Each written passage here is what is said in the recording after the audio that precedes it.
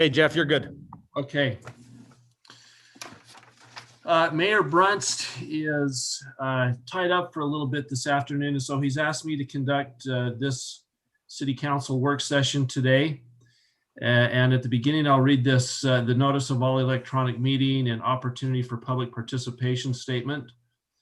Pursuant to Mayor Richard F. Brunst's proclamation dated February 4th, 2021, the Orem City Council meeting on February 9th, 2021 will be an all electronic meeting. There will be no anchor location for the meeting. The city cannot ensure the recommended minimum of 6 feet of social distancing for meeting participants at the usual anchor location in the Orem City Council chambers. Therefore, holding the meeting at the City Council chambers would present a substantial risk to the health and safety of those who may present at the meeting and may contribute to the spread of COVID-19. There will be no public access to the Orem City Council chambers. Those desiring to view or participate in the meeting must do so electronically. To view the meeting, please go to orem.org/meeting. And because there's no city council meeting this evening, any comments that are submitted will be read at the end of this city council work session, at the end of this meeting. Thank you for your cooperation during these challenging times. And we'll go ahead and get started with our first discussion this evening, a discussion about the Hillcrest Park, and that will be presented by Lisa Benson of Landmark Design. Yes, and maybe just to kind of preface, so we've got Mark Vlasic, Lisa Benson, and Hugh Holt from Landmark Design, and then Scott Smith with Method Studio. And we just, last time, naturally due to time constraints, we didn't really have time to kind of solicit more feedback, direction, and discussion on this subject. And so Lisa will talk about comparing and contrasting the different options so that we can hopefully, get some feedback there on what the preference of the council is on how we move forward with that. And then also we want to illustrate the online public open house process from here that we would recommend, and how to get kind of the best constructive, helpful feedback moving forward. So I guess with that intro, Lisa, can I turn the time over to you? Sure. So I just want to walk through kind of some summary information on the concepts really quick so that we have more time for discussion. So I just wanted to walk through to refresh your memory. Let me share my screen here real quick.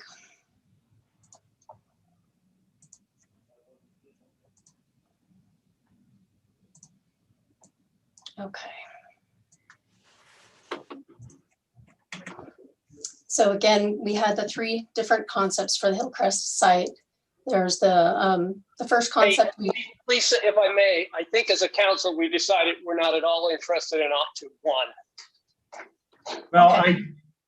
Councilmember McDonald, I'm hearing otherwise. So I think. Okay, thank you. I think the council needs to speak as to what their desire is prospectively. I think Tom is, Rev Road wanted to give us an idea if we kept option 1, what that would look like. It wasn't a decision to do it or not do it, just to see what they were going to show. So I think, at least that's what I'm thinking Jamie is referencing, just an opportunity to see what they were going to present if in fact we did keep the whole building and they took it over. But I'm not Thank saying you. for Yeah, or against thank you. that. It's just a matter of seeing. I'm going off our email of 2 weeks ago, and you're right, Jamie. I'll let her continue. I apologize. No problem at all. We just wanted to kind of run through the 3 concepts, and then you guys can give whatever feedback you would like and ask whatever questions you want. Just some thoughts as we were looking at the 3 concepts. So the full school concept, the boundary area shown in red is basically the impact on the site if you decided to sell the building and the associated, required parking to someone else. It takes up about 50% of the site, that area outlined in red. So The required parking for the building alone is 212 stalls. We did a rough calculation ourselves of the rest of the site, which would be 64 stalls.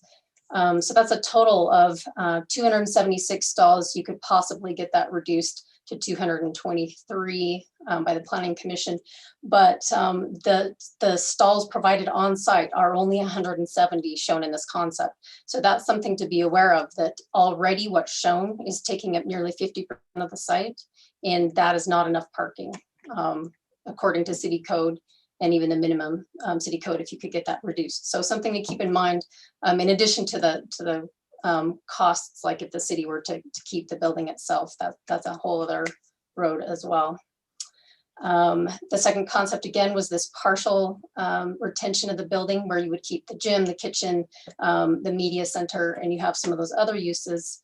I just wanted to illustrate on this one, the building in this case would be city owned, this would be recreation purposes, but I just wanted to illustrate footprint wise, the building and what percentage of the parking on site is going just towards meeting the city code needs for, the parking for that square footage of the building.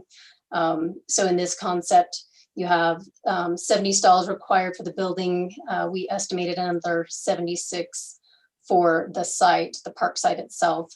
So your total required parking stalls would be 146. This concept is actually only providing 113. You may be able to get that reduced a little bit. So if you could get the parking requirements reduced on site, we're not too far off on the parking requirements for this concept. Lisa, I have a question. Sure. Is it okay? I have looked at the gym and this whole building. Did you guys have a use for the media center as far as how you would repurpose that? Or was it just that newer area leaving? So when we were talking with Scott, and maybe Scott can speak to this because we weren't actually able to tour the buildings ourselves, but Scott was, and they said the quality of the media center was actually rather high. It's a really nice community space. And maybe Scott, if you want to chime in for a minute on that space. Yeah, can you guys hear me? Yeah. Yeah, the media center, it was actually built in the 70s. So there would be some seismic upgrade, but the whole room itself is covered in wood, and it's kind of a nice, cozy kind of place for either classes or some sort of community gathering place. Hey, Scott, could you speak up just a little? It's just coming through pretty quiet. Sorry. Yeah, sorry about that. My speakers and thing aren't working. But the media center itself is kind of a nice, cozy spot. The walls are all covered in wood. There's a nice fireplace. So we thought that a nice place for community gathering or other classes or something like that that could happen in that area. Again, it is built in the 70s, and so it would need some seismic upgrade probably in that just that area. But that's the purpose of why we wanted to maybe keep the media center.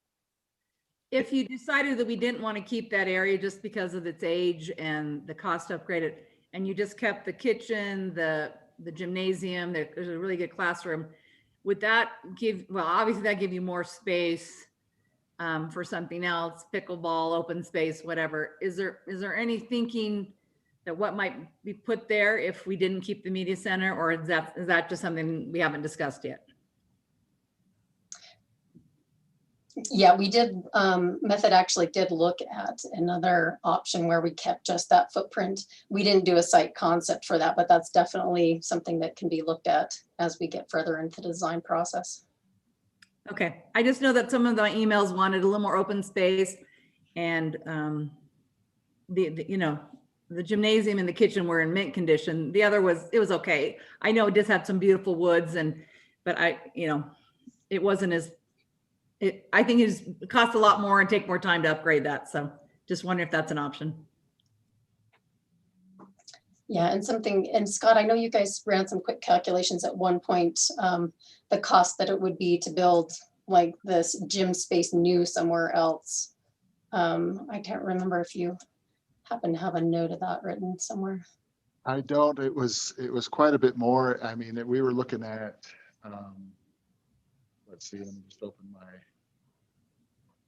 So just something to keep in mind as you're weighing options, you know, if you were to tear the whole building down, to be able to build this type of gym space and kind of community kitchen space elsewhere, kind of looking at the cost benefit of that, to have to rebuild that new somewhere else would be quite a bit more expensive.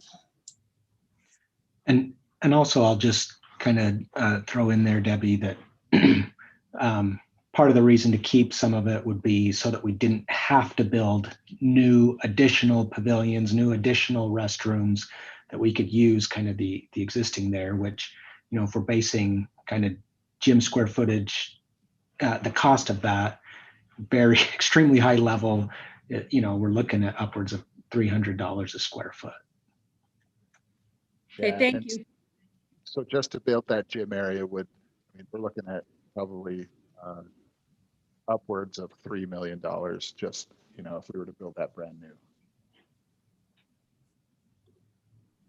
So taking a look at the third concept, which you remember is removing the building entirely and kind of developing that park site out. And this option, we were pretty close on the parking there. That could come or go depending on, you know, additional uses that may come in or not. So that's kind of just a quick summary, the three concepts. As we were discussing this project, some of the things to think about are, you know, right now you have this 9.3 acre site in the middle of a heavily developed, I mean, it's already a developed area of the community. So to be able to obtain parkland in a developed area of your community, that's quite a feat. And so evaluating the value of possibly selling part of that off, you know, to this outside company and losing some of that use as park site, you know, and maybe that use could potentially be relocated, you know, could be located somewhere else in the city. Just something to think about. We think the value of having parkland in this area is quite high. Just something to consider as you're talking about it. So does anybody have any questions or thoughts on directions on the three concepts? We feel like it might be helpful to narrow it down for the council to decide on a direction. At least, you know, if you decide to totally rule out the option without the building, then that gives us kind of a narrower focus to go to the public with. And I think it's easier to get more directed comments and feedback from the public and almost giving them too much to look at. So Lisa, I thought we, as a council, maybe others can correct me, but there was an overwhelming feeling, I thought, last time we met, with either going with B or C. And I didn't see anybody that was interested in A. So Okay. unless there's others that feel differently, I definitely support your comments about what a great thing to be able to have in the middle of the business district and retail district to have a park. So, so in fact, I thought tonight was going to be an actionable item to go with either B or C, or to have community input. So I don't know, I'm kind of confused what's going on, but. I can speak to that. Personally, I favor two, keeping the current gym and that, but I had a call from Mark Seastrand, and they had worked on a presentation about, you know, buying the building and what they would do. So when we first did that, I didn't know if they were still interested. And I think the idea was at least to see what they would offer. And so that's why I was willing to look and see to make the best decision. I'm not saying I'm leaning that way. I haven't seen what they would propose or how that would look. I'm still leaning of keeping the gymnasium because it's only 16 years old. That's my personal thing, but I was willing to let them present so I had all the facts before I made the decision. That would be a present again, since they already did that. But. I only saw an initial idea. I never saw their real, what they would do, unless someone else has. So, this is Dave here. So I thought, just look from the email string, I thought we had 4 that wanted 2 or 3, unless I missed an email.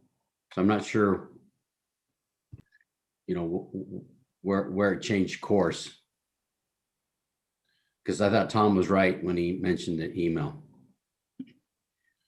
I thought that we were all in favor of that as well, but I was also contacted by Mark and you know, told him that I would favor option 2 or 3, but that I would be, you know, fine to listen to their presentation, but just with that caveat that I'm leaning heavily towards 3, and you know, my opinion would be either 2 or 3.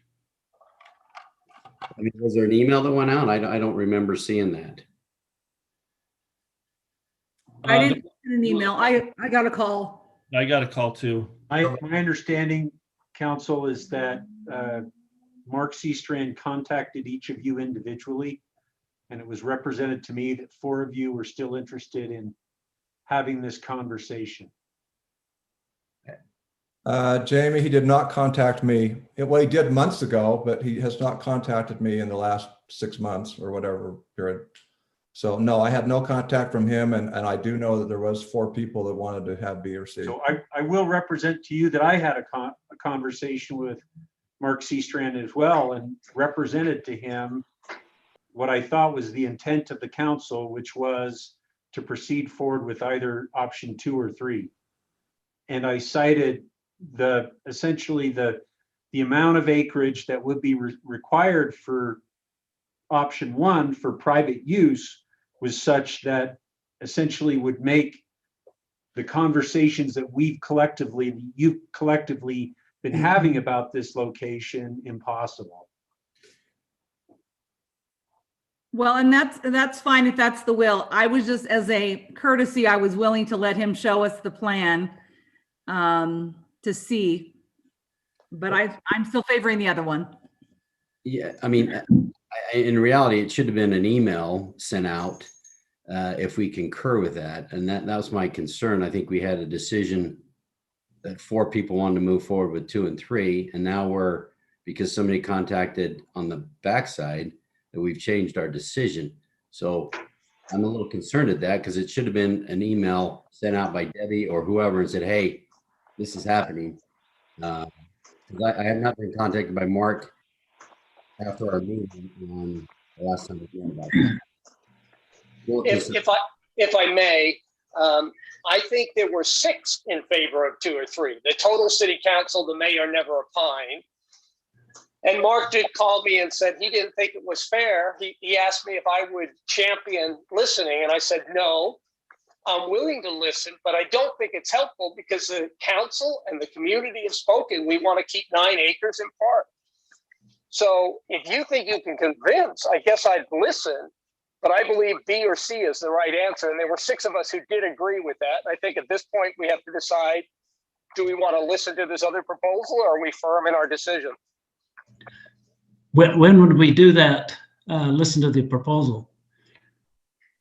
I would suggest that we do it if we would do it the 23rd of February, which is the next scheduled council meeting. Well, I don't see a problem with listening to their proposal. I'm heavily in favor of, I think it was number 2, but you know, to be fair to Rev Road, I guess we could listen to him. But I think, I mean, the reason this conversation, I think, is relevant to what Lisa is discussing is, if we are going to engage in a public process, then let's engage in a conversation that relates to essentially the supermajority will of the council and not something different. So if there is still an interest in having the conversation about 1, that's fine too. But I think that we should delay having this public conversation and efforts to forward this public conversation until we can get past this 1 decision point. And to dovetail off that, because I think you can kind of see from what Lisa's showing us today, there's kind of competing interests here, right? Between if we were to sell the building and then lose control of how to have kind of aligning uses of the parking, and then also it would significantly limit our ability to achieve the best of both worlds in having kind of regional park amenity uses here and what the local, what the immediate neighborhood is wanting as kind of, neighborhood park amenity uses. So I think we wanted to make sure that you kind of appreciated the comparison and contrast here and these competing interests. But again, ultimately hoping to get direction from you on where we go from here and how we come back to you. Thanks, Brad. So my question is, Jamie, if we want to hear Rev Road, I'm assuming it's going to have to be could it be a Zoom meeting next week? Or because I don't think. I mean, we could schedule it as a special city council meeting. Yes. But I mean, as a courtesy, I have no problem listening to Rev Road, but I like 2 or 3, period. So unless they're going to dazzle us with something, I mean, we'll give them the opportunity, but I think, my decision is pretty much cemented that the way I feel and the way the citizens have spoken. So, and I guess that was what I represented to Mark. So if you feel otherwise, then I'm happy to schedule the meeting. My opinion is I'm very much opposed to scheduling a meeting because we've already gone down this road. We had 6, like Tom said, we had 6 out of the 7 members of city council say we want B or C, and then one citizen can come in and delay the process and continue to delay the development of a park after we already saw the presentation and there's no support. There's a consideration since I guess, Mark's a good guy and served on the city council, but I don't know if that's a reason to delay a city park after this group already came. And I don't see much interest from the city council to turn this, to rezone it and stick it off and put a bunch of companies in there. I'm confused why one person can delay this for another month. I mean, the question, Terry, would be, what if it's Thursday at 3:00 and they can give their presentation and we move on? So it hasn't delayed it more than 2 days or whatever. But we don't have an actionable item on B or C until 2 weeks from now. Is that right? Right. Well, no, if I may, sorry, Dave. Our intent would be to engage the community by way of a public process as to what their interest is relative to 2 and 3. I just think if we include 1, it further complicates it. I represent the will of the council to those in the community. So when I represented to them that I didn't think the council had an interest in pursuing number 1, I thought I represented the will of the council. And then I hear back that I don't. So, and that's fine too, but I thought we were past that. Yeah, I agree, Jamie. That's what I did too. And I agree with that too, Jamie. What I communicated to them was that I was firmly for 2 or 3, that I didn't see 1 as a possibility, that it takes up too much space, too much parking, and it's more money. And the only thing that would sway me is if there was an overwhelming public outcry to keep the building, which I don't see happening. And so basically it was out of respect or whatnot to give them an opportunity to come and present. But I don't see my mind being changed from 2 or 3. So if we do schedule a meeting for Thursday and Rev Road presents their plan, and then with an email we can just say, hey, let's move forward 2 and 3, and then we've only lost 2 days. We can do the public input and move on. We wouldn't need an email. That city council could have an actionable item right then. Okay. That's true. Thanks, Tom. By the way, the feedback I'm getting isn't from anyone who wants the building, but people who say, hey, I don't want so many pickleball courts. Just give me grass where I can go throw a Frisbee and a football and kick a soccer ball. So that's what we need citizen input for, I think. I agree. Well, and I, if I may, I think it's important to reinforce that what we've been working on with Landmark, concept 2, concept 3, those are merely suggestions. I mean, we can come back, you can come back and say, let's do 8 pickleball courts, or let's do 25 pickleball courts.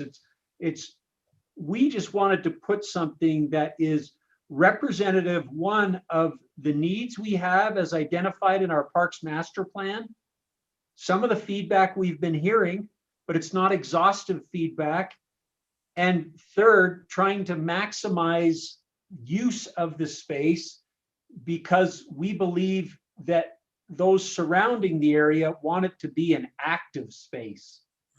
So what you're seeing are active type things: pickleball courts, a hammock park, playgrounds, pavilion spaces, obviously an indoor facility as well, because we made the assumption that people wanted to see more than just turf. I've got a question for Scott Smith on this. Can you go back to number 2? Sure. Yeah. So with the media center, I don't know how big that thing is, but my thought was, you know, do you put 4 pickleball courts in the media center, and now you have somewhere you can go in the winter to play pickleball? I don't, it's just a thought, but we need to get citizen feedback for sure. So The media center itself would not be big enough for pickleball. no, okay, It's kind of broken up, as you can kind of see the floor yeah, okay. plan there. So it's the low ceilings, and it's Okay. really Scott, not meant you for could- Sorry, recreation. Thank you. Scott, this is Debbie. You could stripe the gymnasium for pickleball. Is that correct? You could make Yes, you that. could. You Okay. could probably fit maybe 3 pickleball courts on that. Possibly. I think we'd have to, lay it all out, but that's a possibility. Yes. Okay. So that would make indoor possible. Yes. So does that become then a satellite of the rec center? I Well, mean, we would have to hire someone to be there and to, open the Yeah. building and. I mean, there's a variety of options. I mean, we could use that space for city purposes, i.e. recreation programs. We could work with other local groups, i.e. CIRA, the United Way, other organizations, in allowing them access to some of that space for some of their programs. But yes, there would be an added operating and maintenance cost from the city associated with that building. Just like in the same way, there's going to be additional operating and maintenance costs with the outdoor amenities and outdoor facilities. But we didn't necessarily envision exclusively keeping it for city type programs. We thought, well, if there are community organizations that would like to use that space, we could make it available for use by agreement. Amy, this is Ryan. Can I add one clarifying piece of information?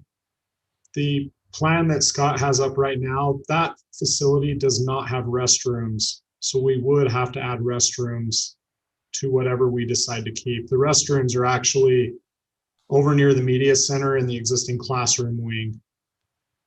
So I just want to make sure everyone's aware of that.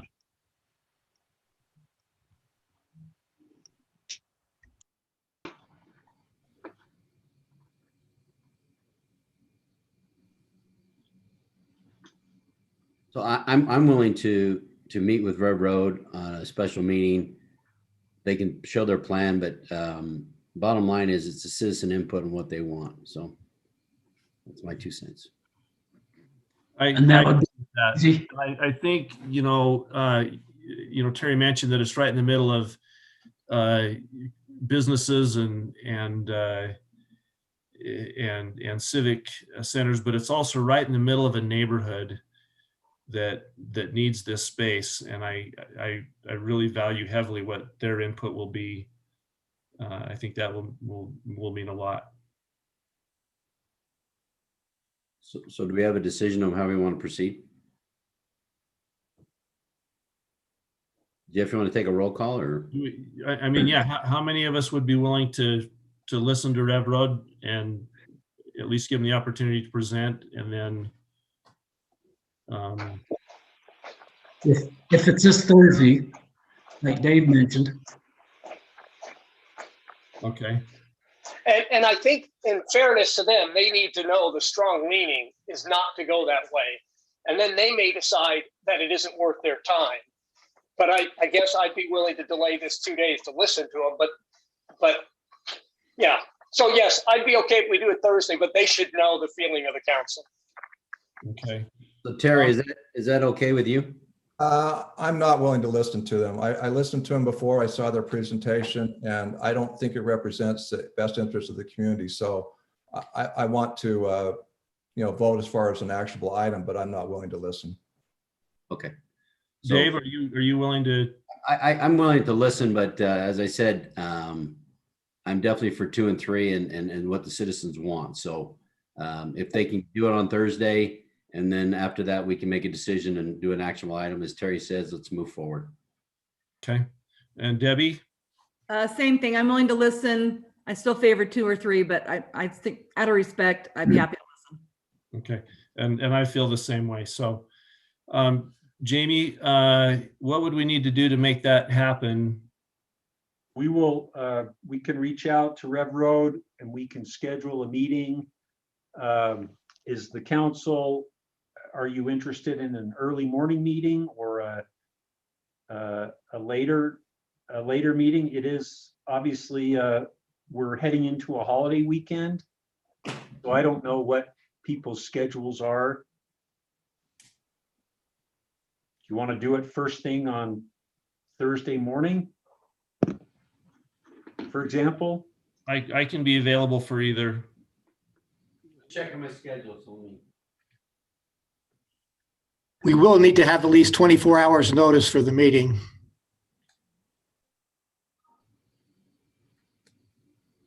I could do either. I have something at 10:30, but I could do anything morning or evening. I have a hard stop at 10, or I could do it at 4. Well, if you want to do it at 4, we can schedule it at 4. That works. Works Yep. good. 4 works for me. Yeah. Is that good for you, Brent? Yeah, I'm good anytime Thursday. he's retired. Jeff, this is Terry. I will listen to the meeting. I'm opposed to the concept that one group can, do what they're doing, but I will, I'll be on the meeting too. Okay, awesome. Thank you. Okay, so it sounds like Thursday at 4 o'clock, that'll give us the 24-hour notice. And I'm assuming Steve will send out an invitation to that Zoom meeting. So we, Councilmember Lamson, we have Jody Bates, our city recorder, on the line. Can Jody, you just confirm that we're scheduling a meeting at 4 p.m. via Zoom on Thursday afternoon? And that I will reach out specifically to the folks at Rev Road and invite them to that meeting and give them an opportunity to make their presentation?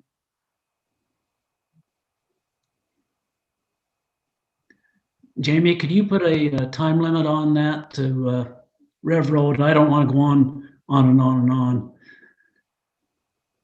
I'm happy to do that. And if Jody's struggling to hear, I'm hearing it well, clear, and we'll get it done for sure. Thank you, Stephen. And will you let them know too that the heavy, the heavy balance opposed to what they're proposing going in? So, Yes, I will. okay, thank you. Any other comments or questions on the discussion for Hillcrest Park? Okay. I'm happy to still go forward and discuss more. And I didn't mean to complicate the process. I was just asked to listen. So that's why I brought it up. Okay. Lisa, did you have other things that you wanted to present on this today? Just our only thoughts were about the public process, what that might look like. Okay, please. I think we'd like to, recommend having the options, however many are out there, probably 2 and 3, maybe 1, have those out there on a website that people can go and view at any time and have some sort of feedback mechanism, whether it's a little survey that ties to each concept. But then if we need to, we can host 1 or a couple of live meetings to go through the concepts and answer questions and take feedback if we want to that way. And I'll just add that we feel like we've had some really good success doing online kind of public feedback open houses with some of our other efforts through planning, and would imagine we could kind of pattern this open house for the Hillcrest in kind of a similar fashion. And I think Landmark has had success with that with other cities recently too. Yeah, we have. And just the interest that's already been generated in this topic in this park, I think bodes well for getting decent input. Excellent. Well, thank you very much. If there are no other comments or questions, we'll go ahead. Jeff, I've got a question. or Okay. comment. So I think moving forward, we need to really use the email thing. If we have 4 people that want to do something, we can't be going behind. It needs to be out in the open with the email to Jamie. So we have 4, if 4 or 5 or 6, we need to just move on with that and not cause problems. So. Yep, I agree.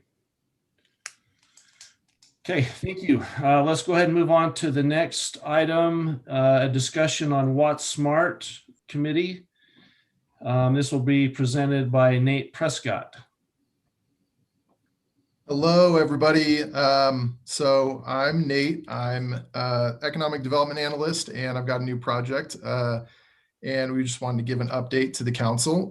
So I'm going to share my screen.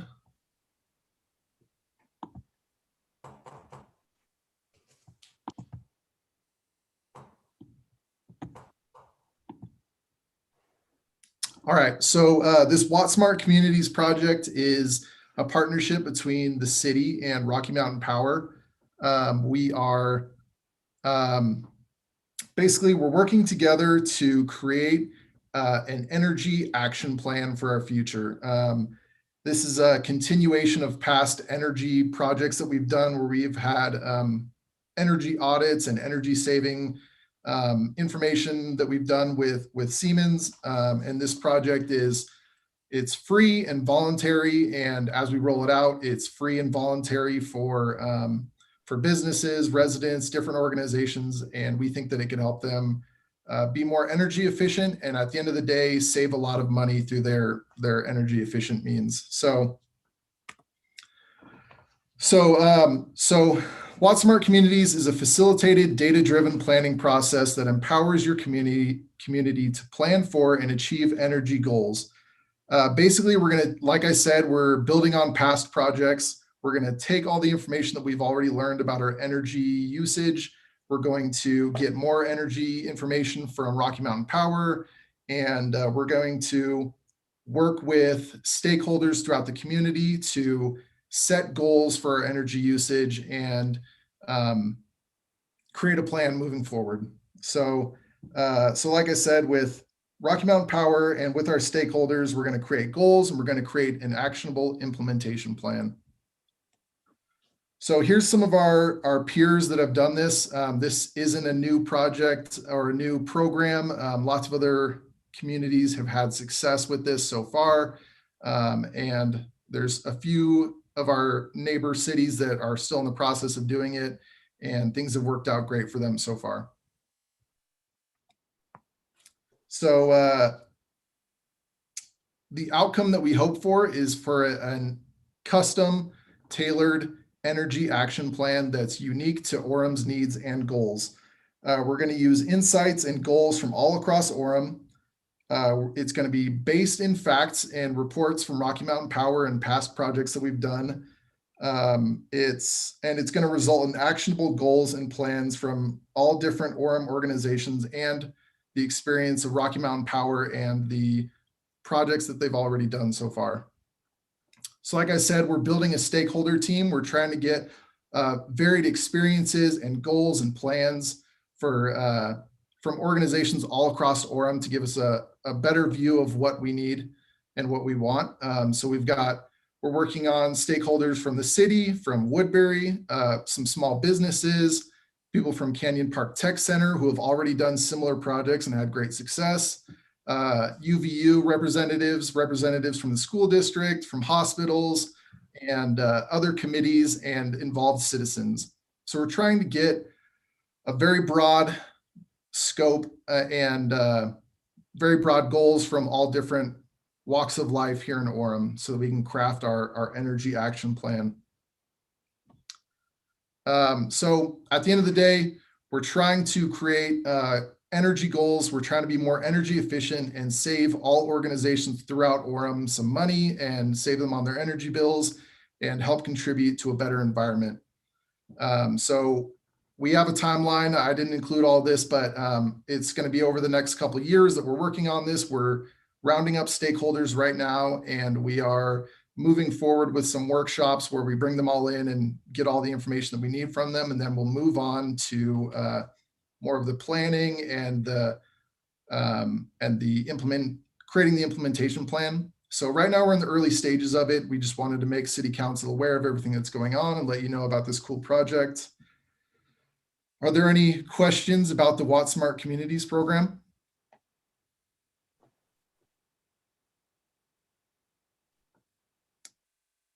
I noticed that you had involved citizens as part of the stakeholders. How would people, how are they going to learn about this, and how would they become involved if they wanted to do so? Yeah, so we've got some names, but we also plan to reach out on social media. Maybe we'll mention it in our newsletter, but get the information out there. And for a few of these different organizations, we plan to do the same thing, like announce this on social media, try to get some attention and get some people to apply or nominate other people. But so we're still rounding up names, and that's one of the avenues that we plan to go down as well, is reach out to all the citizens. Excellent. Wonderful. Any other questions or comments? Okay, Nate, thank you. The beard's looking good. Thank you. Okay. Thank you all. Appreciate it. We'll go ahead and move now to a discussion on State Street design standards. This will be presented by Jason Bench and Matt Taylor. Thank you, Councilman Lamson and City Council. We're here tonight to present a review of some proposed ordinances that we're dealing with on State Street. We've had some issues with existing buildings along State Street that want to amend their site, but the ordinance currently prohibits them from doing that. We're here tonight to present some modifications to allow an existing building to remain, provided that the majority of their amendments meet the requirements. And so Matt is going to be presenting this discussion. In addition to that, we're proposing some design standards in between the districts. Right now, we have some pretty good design standards and abilities for aesthetically, quality development within the districts. These standards tonight are going to help between the districts to bring that up to standard as well. So I'll turn the time to Matt, and he can present his findings and presentation. Thank you, Jason. My pleasure to be with you, council members. Let me share my screen. Get that to work.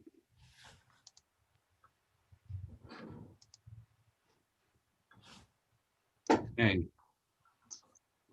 So as Jason mentioned, State Street design standards, we're gonna discuss 4 categories of topics here. What are the issues behind this? Jason already alluded to that, but I'll just reiterate a few points. We're going to talk just briefly about our desired outcomes or goals for this proposal. And then the actual details of the proposal we'll spend some more time on before turning it over to you for discussion. So one of the issues that Jason already touched upon is owners that wish to expand existing buildings that have a building that lies in what we call a buffered sidewalk area. And I will address what that is specifically in a moment. I'm sure most of you are familiar with that, but just a recap there. We also, as Jason said, want to address some basic design guidelines for the entire corridor beyond the districts. Mostly, this would apply to C2 zones. Also, looking at utility appurtenances, boxes that might be placed within a right-of-way. How do we deal with that in a aesthetically pleasing way?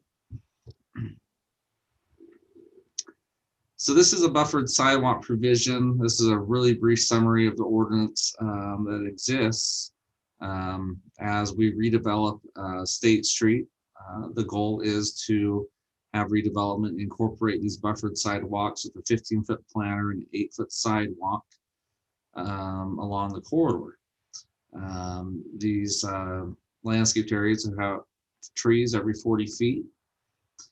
And one of the challenges we're facing is we do have buildings that exist and they are within that 23 feet behind the curb. And we'll describe that extent of that in just a moment.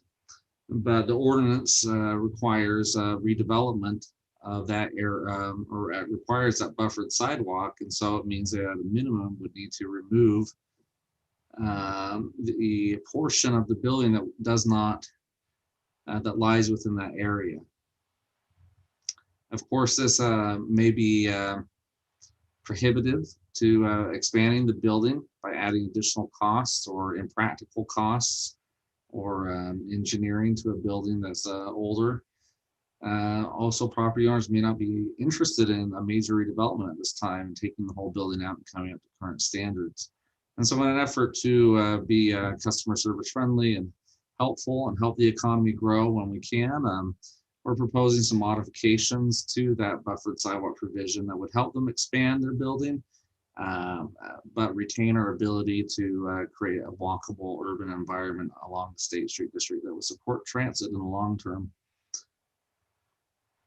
What is the extent of this? There are 54 properties that have buildings within this zone. This graphic, that represents 3.5% of the State Street frontage. So this isn't a huge area of the zone. If the entire corridor redeveloped, we'd see a variation of 3.5% of the frontage. And that's also assuming every property didn't redevelop and they took advantage of this provision. So likely it'd be a far less number, practically less, probably less than 1% of the corridor would actually take advantage of this at some point. That's a guess. But if everybody did, it'd be at the 3.5%. On this graphic here, where it says A, this shows a building where it only has a portion of it within that buffered sidewalk zone. And so the standards we put forward would be modified just for that portion of the building, not the entire building. I'll show an example of how that works in a moment. Most of the buildings are, as just shown on this graph, are between 12 and 23 feet, which is the standard. There are a few outliers that are really close, about 6 or 5. And those extreme examples, I'll show an example of that, how that might apply in a moment. We do have maps of this, so I can share more detailed maps if you're interested. These blue dots sort of give you a feeling of the extent. A great thanks to Talia Adams and our intern to helping me compile this inventory.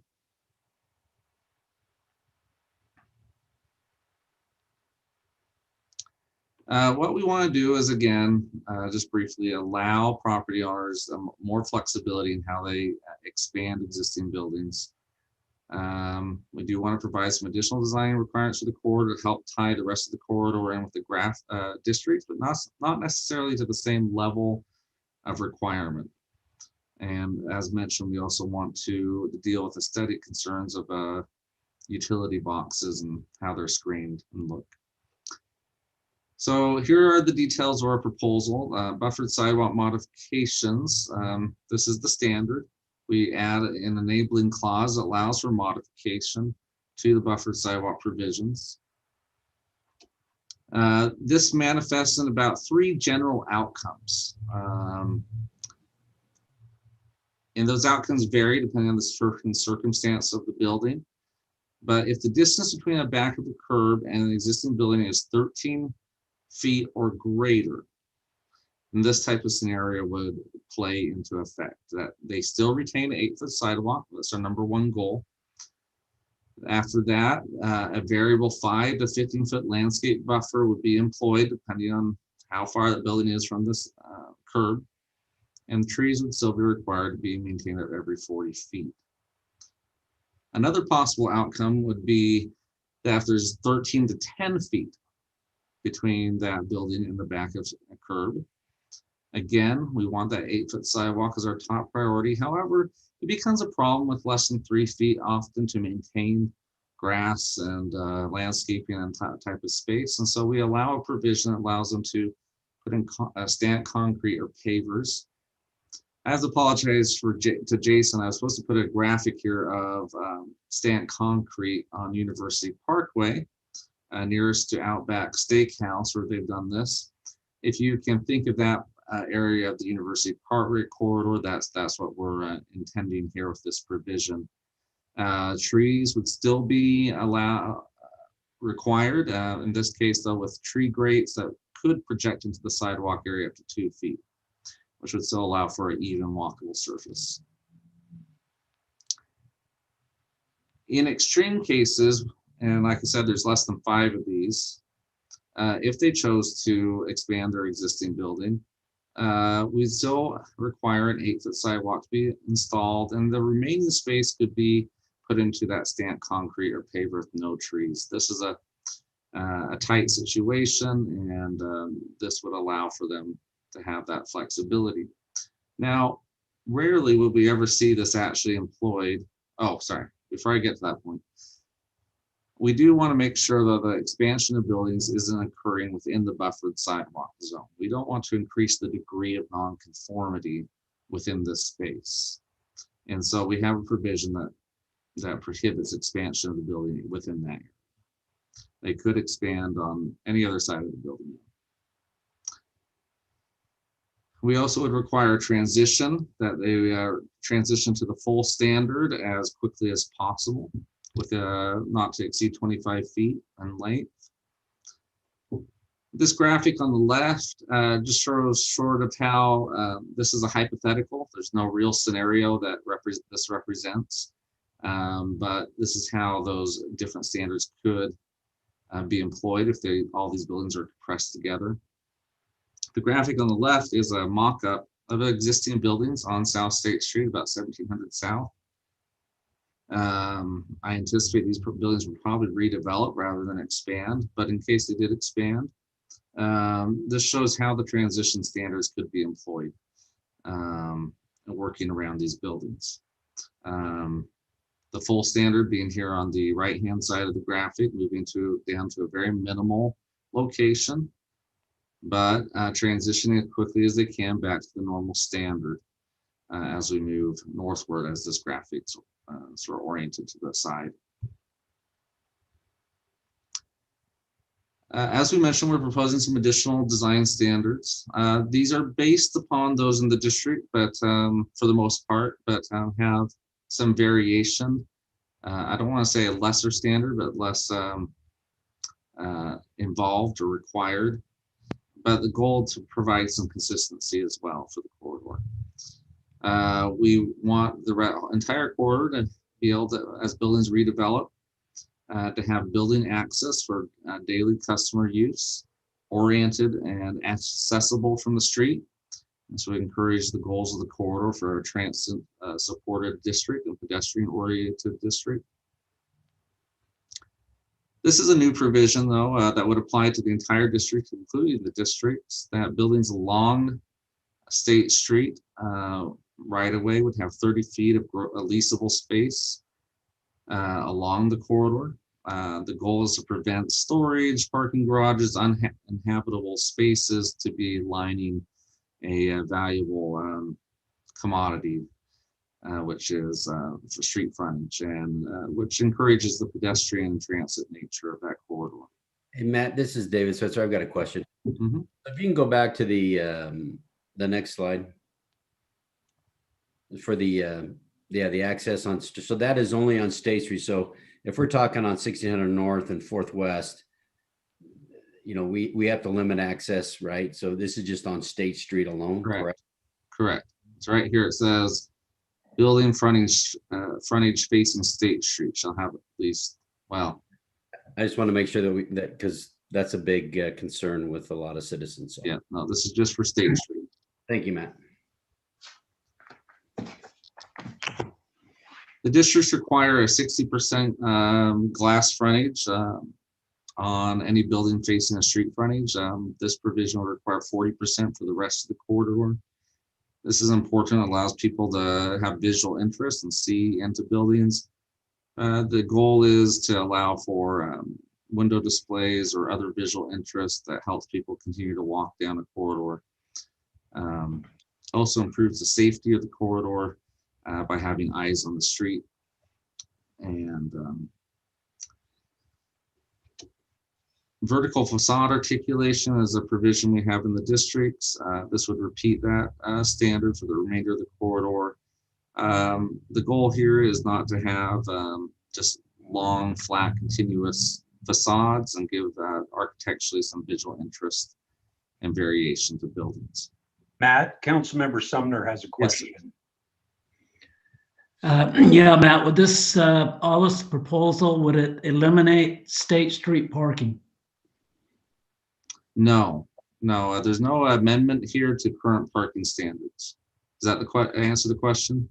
Yeah, now is this an ordinance you want to put in place or what? Yes. Okay. Yeah, this would be an amendment to some existing ordinances, and then the design standards I'm going through right now would be in addition to the current State Street district standards. And all this is on the expense of the business owner, or does the city kick in money? Where are we at on that? This is just part of the design standards that they would conform to as they develop a property. Just when they develop? Yes.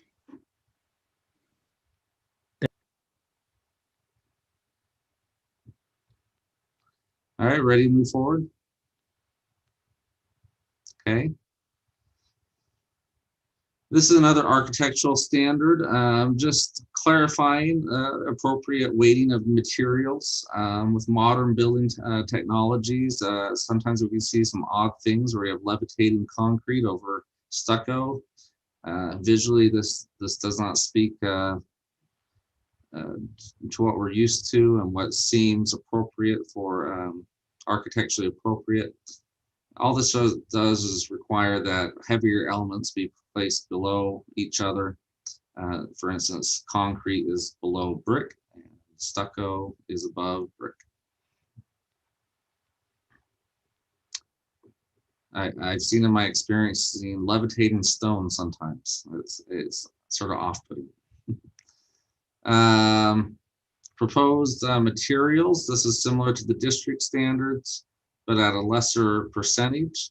We have tier 1 and tier 2 materials. Tier 1 are those of brick, split face block, glass, stone, or fiber cement board. Tier 2 of aluminum composite material systems, stucco, and ephes.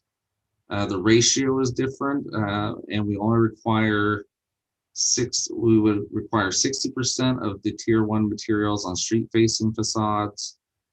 I believe the districts are at 80%. And then for non-street facing facades, we'd want to require 25% of the tier 1 materials, or I believe, again, the districts are at 80% there as well. The final additional language we'd like to include in this ordinance is utility enclosures. One that either if they're within the buffered sidewalk area that they are buried and only accessible through a subgrade box, or if they are required to be above ground, that they are screened and behind the sidewalk, and that the screening won't open up to the sidewalk. That is the proposal. We have a timeline that we anticipate is going to the Planning Commission on the 17th, so notice for that. And that we would like to come back to you and on the March 9th with a recommendation from the Planning Commission. I'm available to answer any questions as you discuss this. So thank you for your time. This is Terry. What's changed? Sorry, I'm hearing these proposals, but tell me, give me in layman's terms what just changed. Yeah, so Each of these slides are new additions to the code that I showed you. So the major proposal is that right now, buffered sidewalks are required even if a building is within that area. They'd have to remove that portion of the building if they want to expand. So this provides some flexibility of how we design those buffered sidewalks to accommodate an existing business so they could expand their building without coming to the full standard.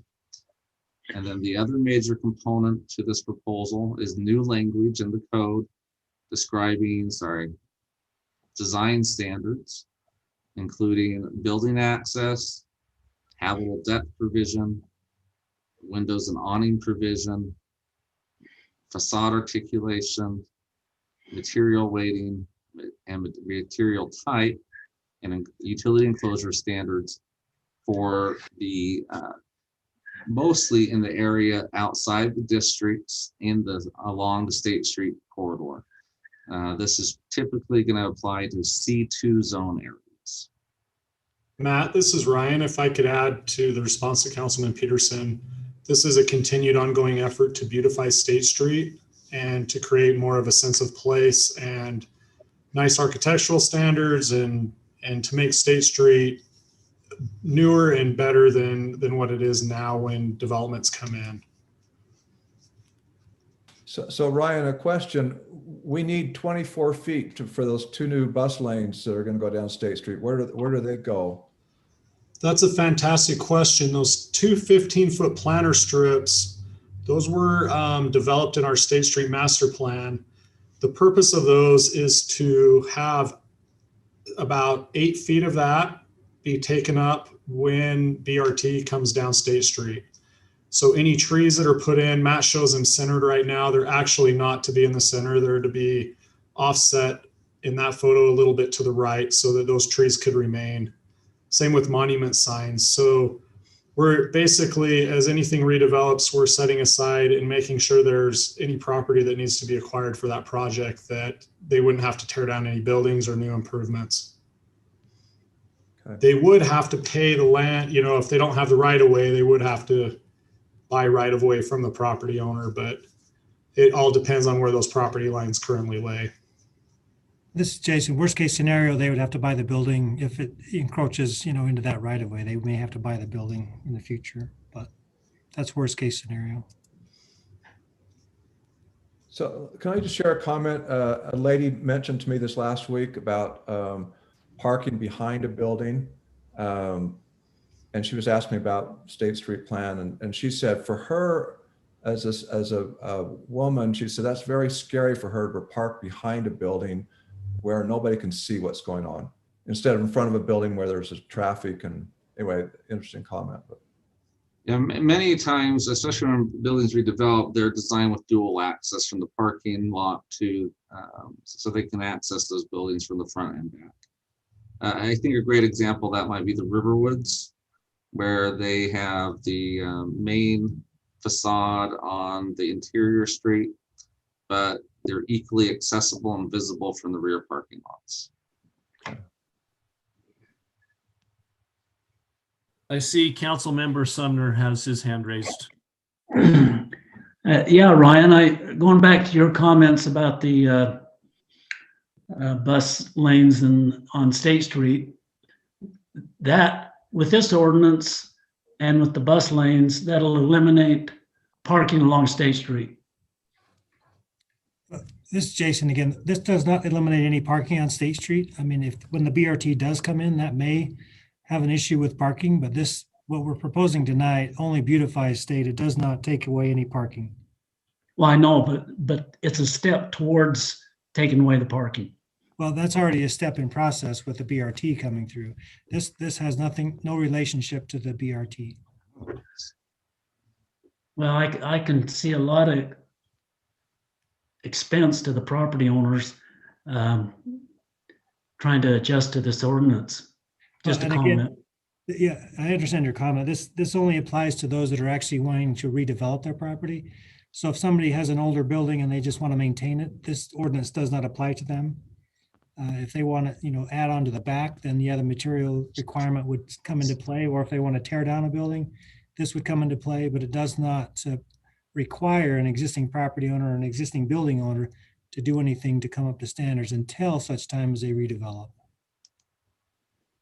Brent, I'd Okay. also like to add to that, the very first portion of Matt's presentation actually helps our business owners redevelop that have buildings up against the right of way. One such business owner here in North Orem is not able to expand right now because of the current ordinance. This will allow him to redevelop his building, remodel it, put some money into it, and expand the number of people working in it. So it's actually very helpful for those that have buildings that are up against State Street at the current moment. Yeah, that's a very good point. The whole design or requirement of this coming back to make that modification was intended for current property owners to be able to redevelop the back portion without having to tear down part of their building. So this is driven by property owners to allow them to go forward. Okay, thank you. So it sounds like it's actually giving them more flexibility in what they can do with their property and with the building. Right. Right now, our answer is no, you can't do it unless you tear down your building.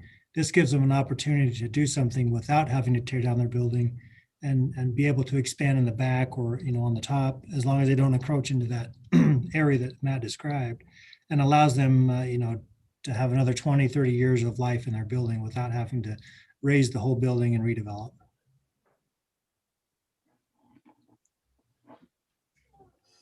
Okay, thank you. Any other questions or comments?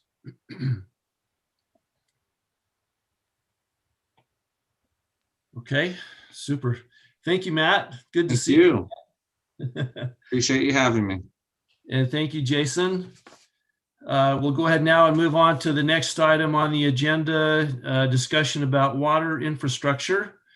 And our presenter will be Chris Shirkey. Great. Thank you very much for this opportunity. I'm going to share my screen. And let me know if everyone can see. It's a split screen. It has a PDF on the left, and then on the right, there's a series of tabs with the web browser. Can everyone see that all right? Yes. Okay, good.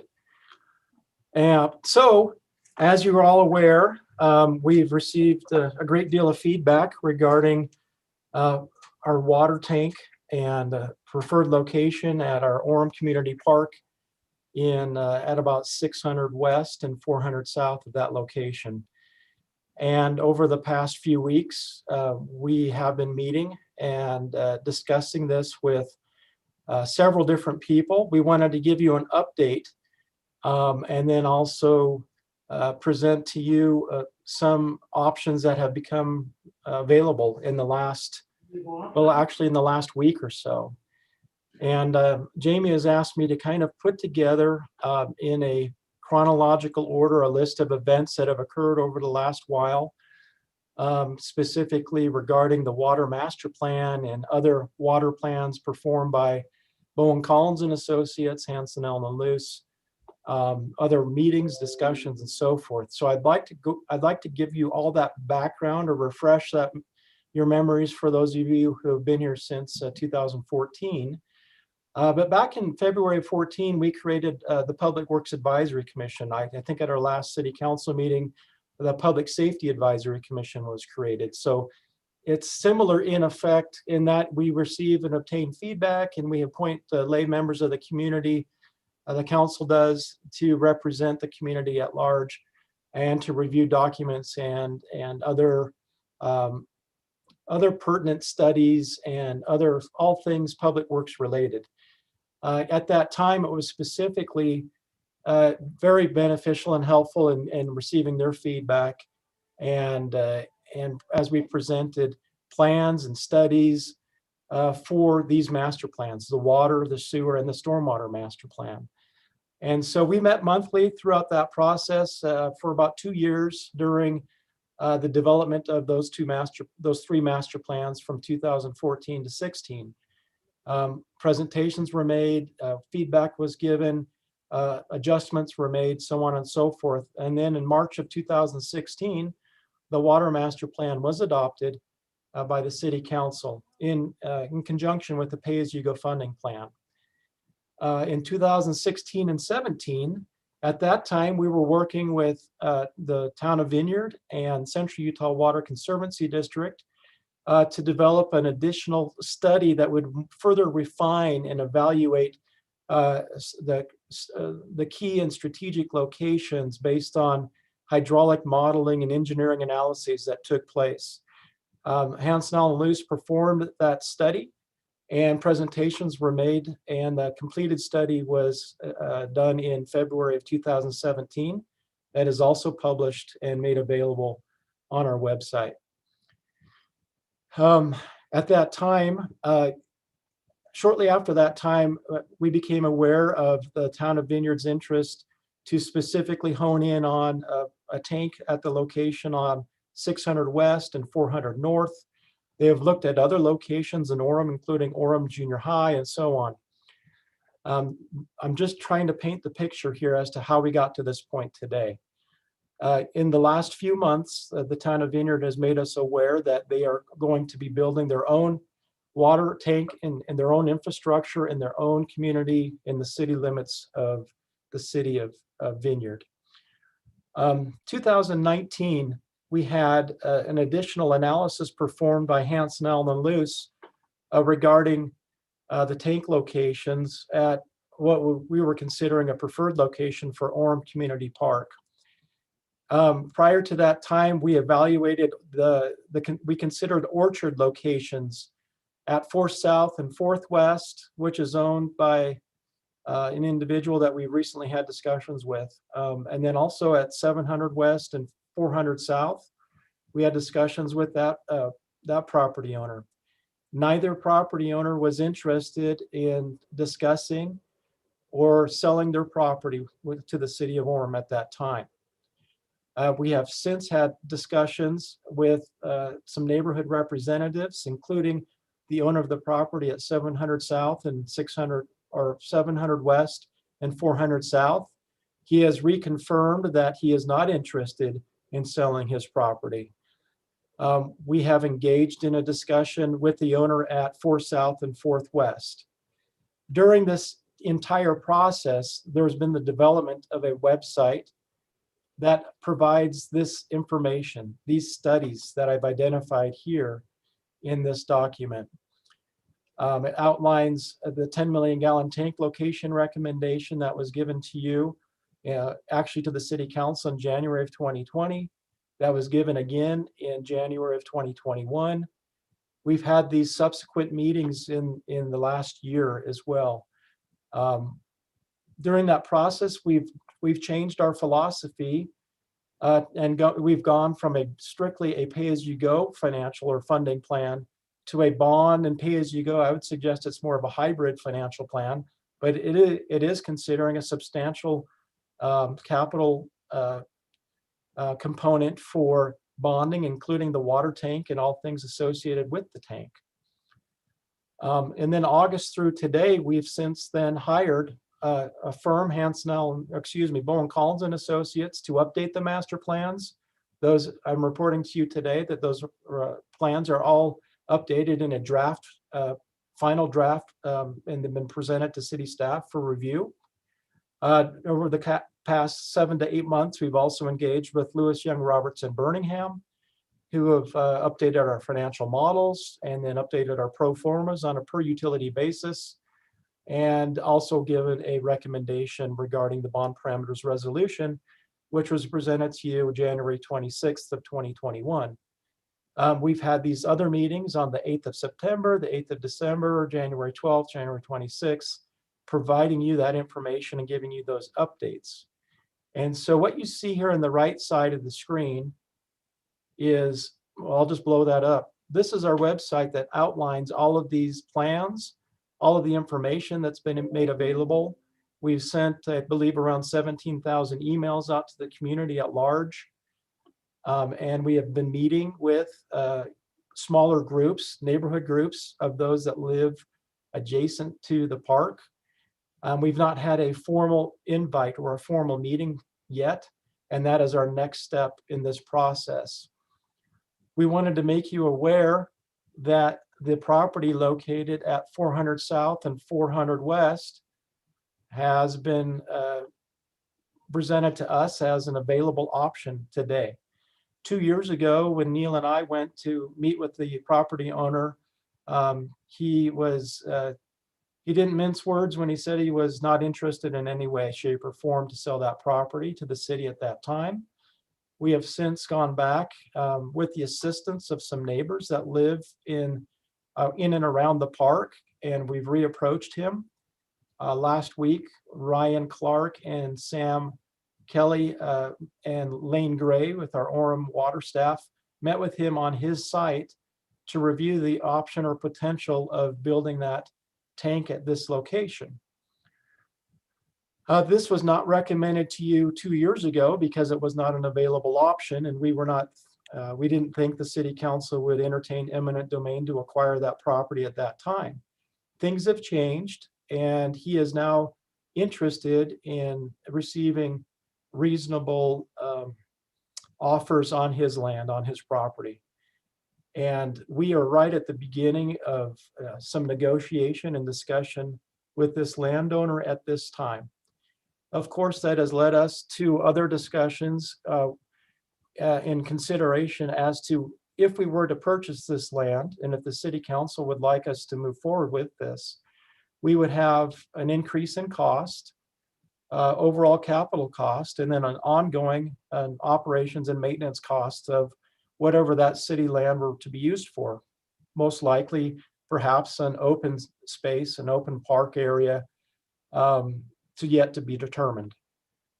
We do know that we have not engaged with the neighbors in this area at this point, and we have engaged with some of the neighbors in this area to the west and south of Orem Community Park. And that is our basic update to you at this time.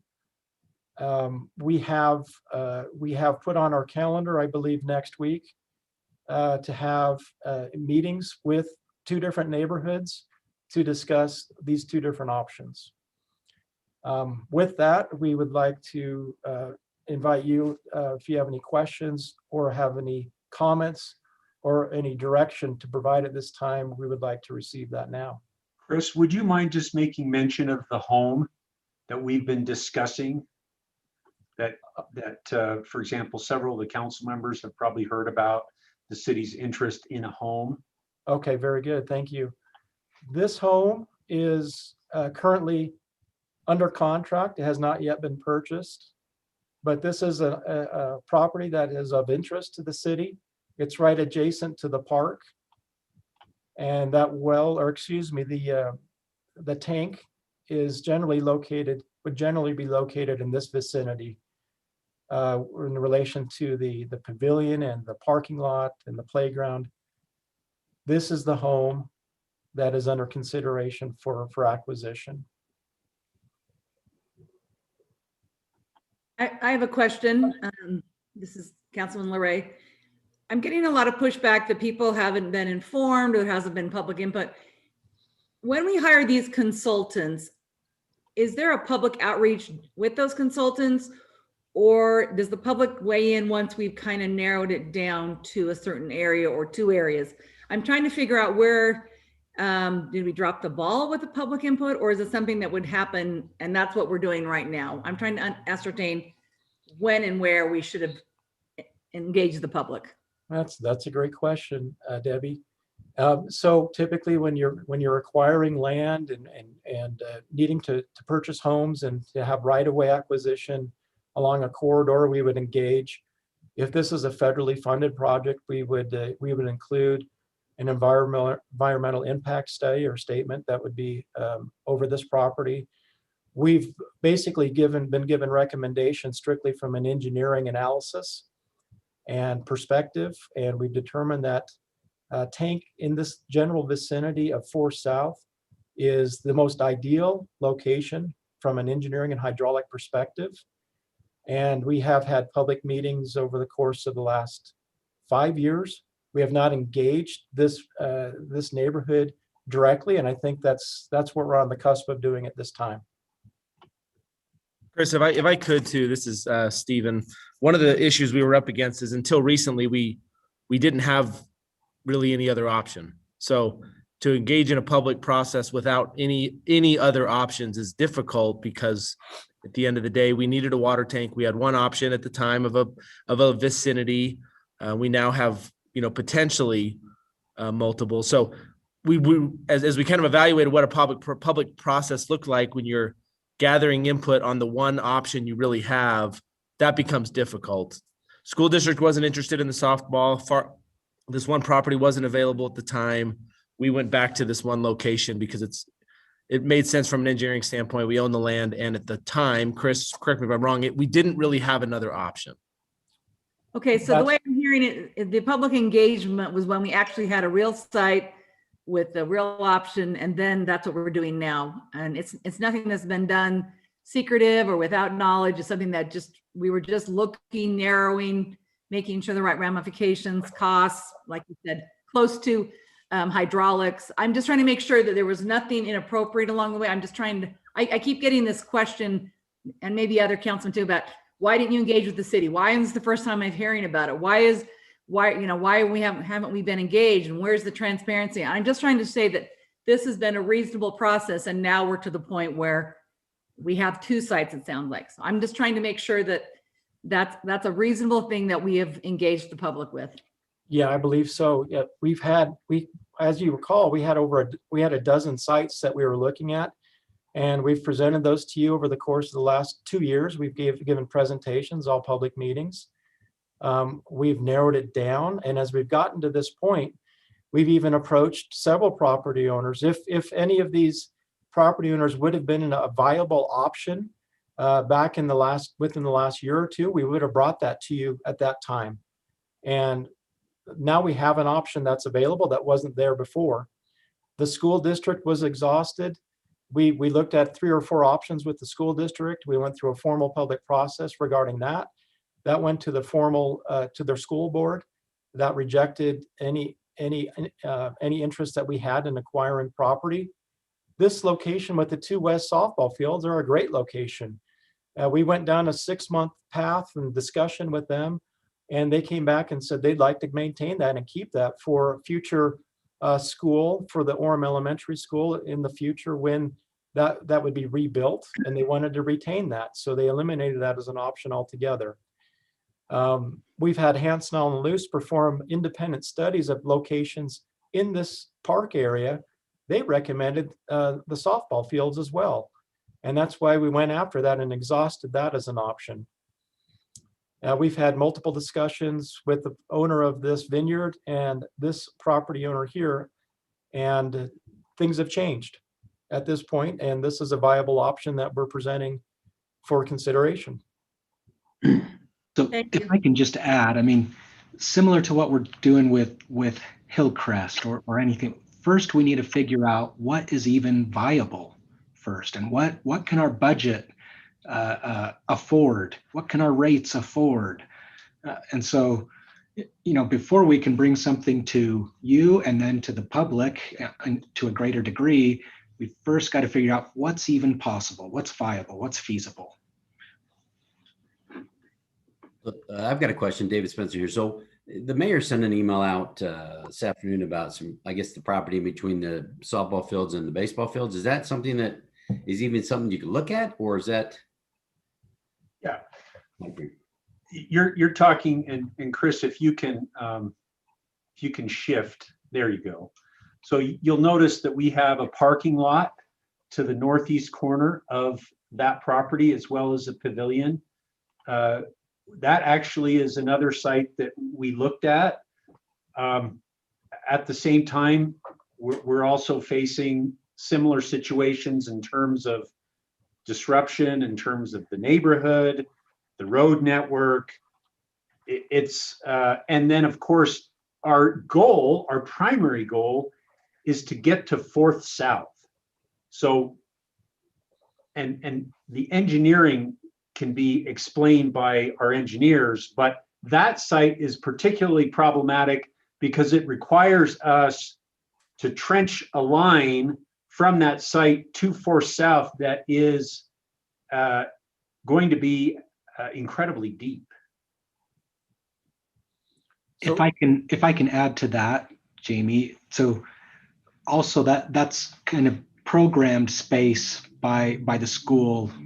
So it's used in terms of, for the school soccer and lacrosse and, ultimate or whatever. So compared to the southwest corner of the park, that's programmed space. So higher cost, programmed use of the space by the school. And we did have Hanson on the Loose evaluate that, Dave. We asked them to compare this property here versus the softball fields. And even with the reconstruction of the softball fields, including the dugouts and the lighting and the fencing and all things associated with the restoration of that land, it was still cheaper for us to go here along Forth South. So as Jamie suggests, the closer we are to Forth South, the least cost it would be to the city and the taxpayers. And so that was a strong consideration for us. I have one more question when my turn can come again. Looks like Brent has his hand raised too. He's had it up for a while. Brent? Have Oh, I fell asleep there. Jamie, on that Forth South and Forth West property, I don't know for sure, but I think you're just shifting the problem with neighbors. And how much above market rate are we willing to pay? Well, I think that's obviously a question that you're going to have to grapple with. We've ordered an appraisal on this property. We believe that the asking price of the property owner is well above what market is. But that's, if we're willing as a city to pay well above market for that property, I think we can acquire it. At the same time, I still think there are going to be neighbors who are going to be concerned about an adjacent tank next to their property. So I don't necessarily think we are, quote unquote, solving a problem, but in turn we are essentially dealing with a different set of neighbors. Will the purchase of that property, which will be above market probably, will that affect our water rates back up, or somebody's got to pay for it? Yes, potentially it could. Thank you. Debbie? So my question is this, you just said that it's much cheaper to be closer to Forth South. Would we offset any of the construction costs if we buy this property at Forth South and Forth West because it's closer to Forth South and we wouldn't have to trench it as deep? Is there a cost savings that would be offset from paying higher market? Would it offset, or? Yes. But based on the current asking price, let's say, it would not be a break-even situation. It would not even be close to a break-even situation. Okay, but there would be a little cost savings in the construction. Yes. Okay. All right. See, and part of the challenge is, and Chris and Neil can speak to this, there is a significant water line that runs down 400 South. So ultimately, whatever we build needs to connect to that water infrastructure that runs down 400 South.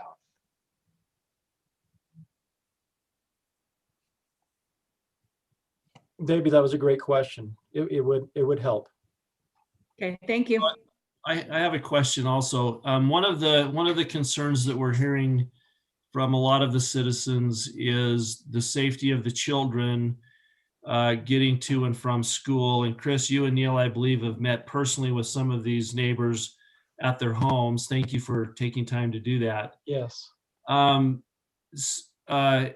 I mean, that whole park area where we're proposing community park is fenced off. Are there a lot of children that come kind of to the west and north of this area that walk through the park on their way to school, kind of west of Mountain View High School Is that where the concern is coming from? Yeah, that you're exactly right, Councilmember Lamson. There are 2 gates as far as I know, maybe more. I believe there's one approximately at this location here. Children we've observed walking through here. We've met with the neighbors in this area and they told us of that concern. This is where the tank would be going. And so that would definitely need to be addressed. I believe there's another gate perhaps up at this location here. Safety is of our utmost importance and it's at the top of our list of concerns for children, for the general public. This is going to be a large project. It's going to displace a large amount of material. There's going to be some heavy equipment. Obviously, we need to ensure that children can make it to school safely. And as Sam Kelly, the city engineer, develops these safe route plans with the neighborhood, we will definitely take that into consideration and work with them directly. We're not at that level of design or implementation. We are aware of that concern though, and we will definitely address that. And Chris, if I could add too, we're aware of that, what that same concern would be over at the other property. You can see there's multiple crosswalks that go right from that property essentially to the school and at the intersection. So either place, that specific issue is going to be something we have to look at very closely and work with the contractor on. So the issue of children's safety that will come up, that I know for a fact that'll come up at both of these locations. Absolutely right. I have my hand up if I may. Please. We haven't discussed eminent domain, and maybe this is not a place where we want to use it. But if we do, if we are legally allowed to use eminent domain, and if we do, then we pay market value, not above market value. Is that correct, Jamie? Yes, but I think, and I would need Greg and Heather to potentially opine on this. Generally, in situations of eminent domain, as a city, our responsibility would be to essentially provide information that this is the only viable site. Okay. There are not other sites that could accommodate a use like what we're talking about. And so I don't know, for example, if we went down a path of exercising eminent domain, if an argument could be made on the part of others to say, well, you have access to additional acreage elsewhere, but you're choosing not to use it. Thank you for that clarification. And then one other question I had, probably more for Chris. The road that kind of goes through that park area, would you envision that remaining open during construction? Well, that is a great question. We would this area as it's being excavated, we would need to have vehicles coming in and out. And we would need to develop a very good safe route. That makes sense. We would coordinate with our engineering and construction managers on that. I would imagine that a large part of that traffic would come through 2400 South. Okay. And then I did have one other question. I again today received a text that they were concerned about a 1,000-foot hole being dug there. Okay. That was some kind of early misinformation. Sure, I can clarify that. I know the depth of the tank is only 16 feet, so I'm guessing the hole's no more than 25 feet. Could you opine on that? Sure, yeah. The tank itself will, the hole for the tank and the excavation, based on a schematic that we have today, would be around 20 to 25 feet, no more than that. What I believe that is being referenced is a well. When we drill a well, we have to tap into the aquifer that we use for our drinking water.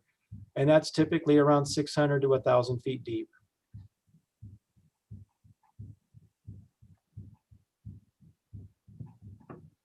Okay.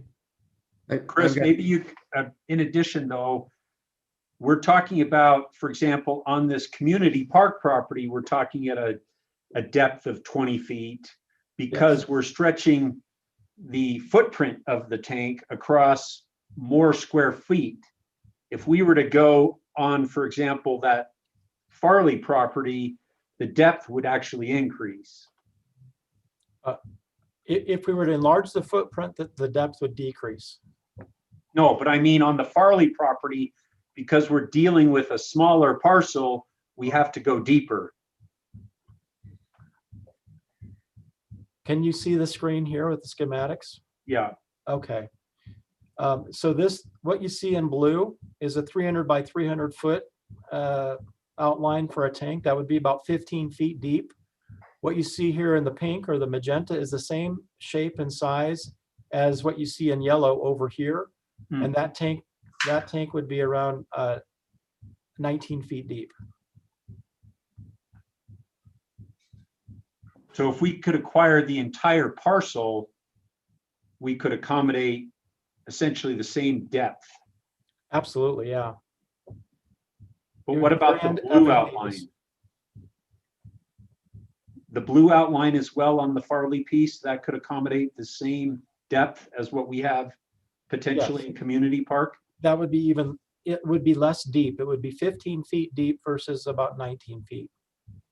Thank you. Yep. Chris, maybe to the depth of the well item, and some of the concerns there, maybe you could just speak to real quick where else we have wells that are in proximity to neighborhoods or residents. Sure. We have almost all of our wells are in residential neighborhoods, like what you see here. Our most recent well is it's at about 900 east and 800 south.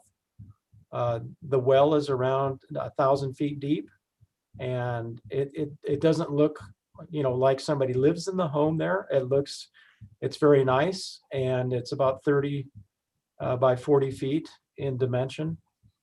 But most of our wells are on residential properties, a single family dwelling property, R1A, 8,000 square feet or so.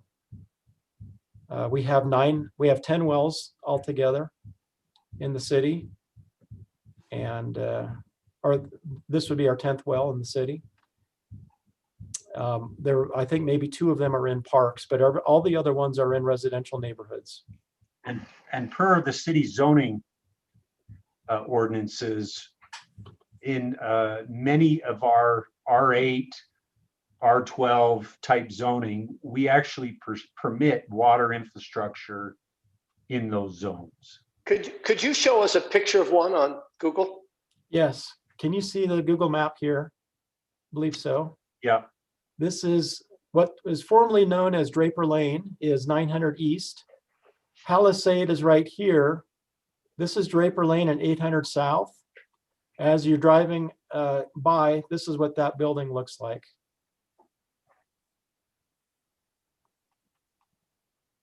That is our well number 9. And as you're coming down 8th south, this is how it appears from the south. This is actually our number 1 or number 2 producing well, nearly 4,000 gallons a minute. Wow. Now we don't have to construct our well houses to that particular specification. We can construct it in a manner that is more consistent with a neighborhood. So that, for example, if the concern was, let's say, chain link fencing or the appearance of the building itself, those buildings can be designed and constructed in some respects to even look like a single family home. So I worked in another community that had a well house that was constructed in a neighborhood on a street. It looked like a house, and we would get calls from the neighbors complaining, because this is back in the day when people were dropping off newspapers and such at the doorstep of the well house, and they were collecting up at the front door. Unbeknownst to the newspaper delivery person, he or she didn't realize that in fact was a well house. So I've got a question for Chris. Chris, on the well house, we've had some emails about the noise. They're really noisy. I mean, what is are they loud? On the inside, they can be loud. And on the outside, we have double wall, double door, double insulation at this particular location, and we don't have any complaints whatsoever. On some of our older wells, we've had to retrofit them to accommodate any noise concerns. So we've learned our lesson from historically from past experiences, and we would design and build this so that you wouldn't be able to hear the engine or the motor. Thank you. Councilman Peterson has a comment or question. So Chris, just a question. When we're done, so let's say we go to where we have the current property, and when we're done and it's the tanks buried, what does the property look like? I've had people concerned, is it above ground, is it below ground? What will that area look like? That's a great question. So let me go back to that location. The tank itself will be buried. You won't be able to see it. You won't even know that it's there. There will need to be access points that'll be strategically designed and located, so you won't be aware of that. Oh, did I go the wrong way? Okay. All right, let me come back. So at this location, you would, if the community would like to have the exact same pavilion, we can put the exact same pavilion back. The ground is, as you see it here, it'll be, if this is what the council and the community wants in the area, we can restore it back exactly as that is right there.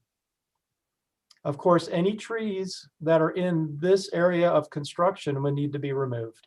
Our goal is to maintain all of the trees along this west property fence line and restore everything back to a condition equal to or better than what it is today. This is what that home looks like from a street view. The actual pump and well house, as we've consulted with engineers, would be about 40 by 80 feet, which is about the same footprint as what you see here for this home.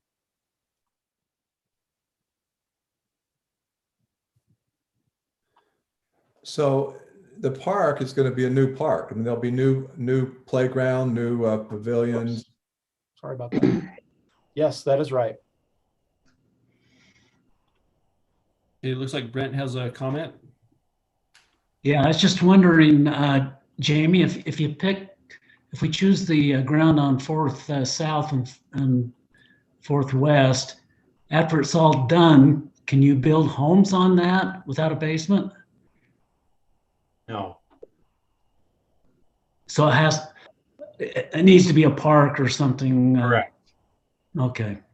So Thank you. if you could, Stephen, would you allow me to share my screen?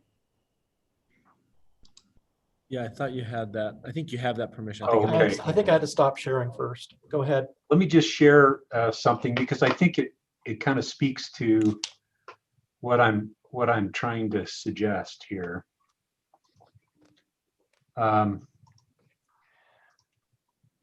What you see here is Clearfield High School up in Davis County. Can you see that on the screen? Yes.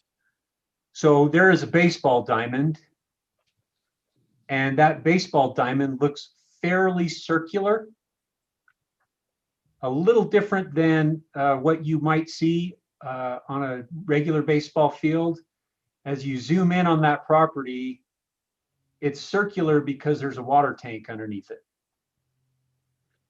So the intent would be for us to build these facilities and allow them to return to normal recreation use, or you could put tennis courts on top of them, or you can put, obviously you have to have some discretion in what you put on top. You can't put, for example, trees or anything like that would undermine the structure of the well, but you could actually put stuff in very, very close proximity to the well, and people would hardly know if they were there for the first time, they wouldn't know generally that there's a well right there. And then Jamie, I think this has been mentioned, but when that time comes, there would be a large public process and this community would be able to weigh in on what their new park looks like. And most neighborhoods don't get that opportunity. So that would be a unique opportunity for this neighborhood.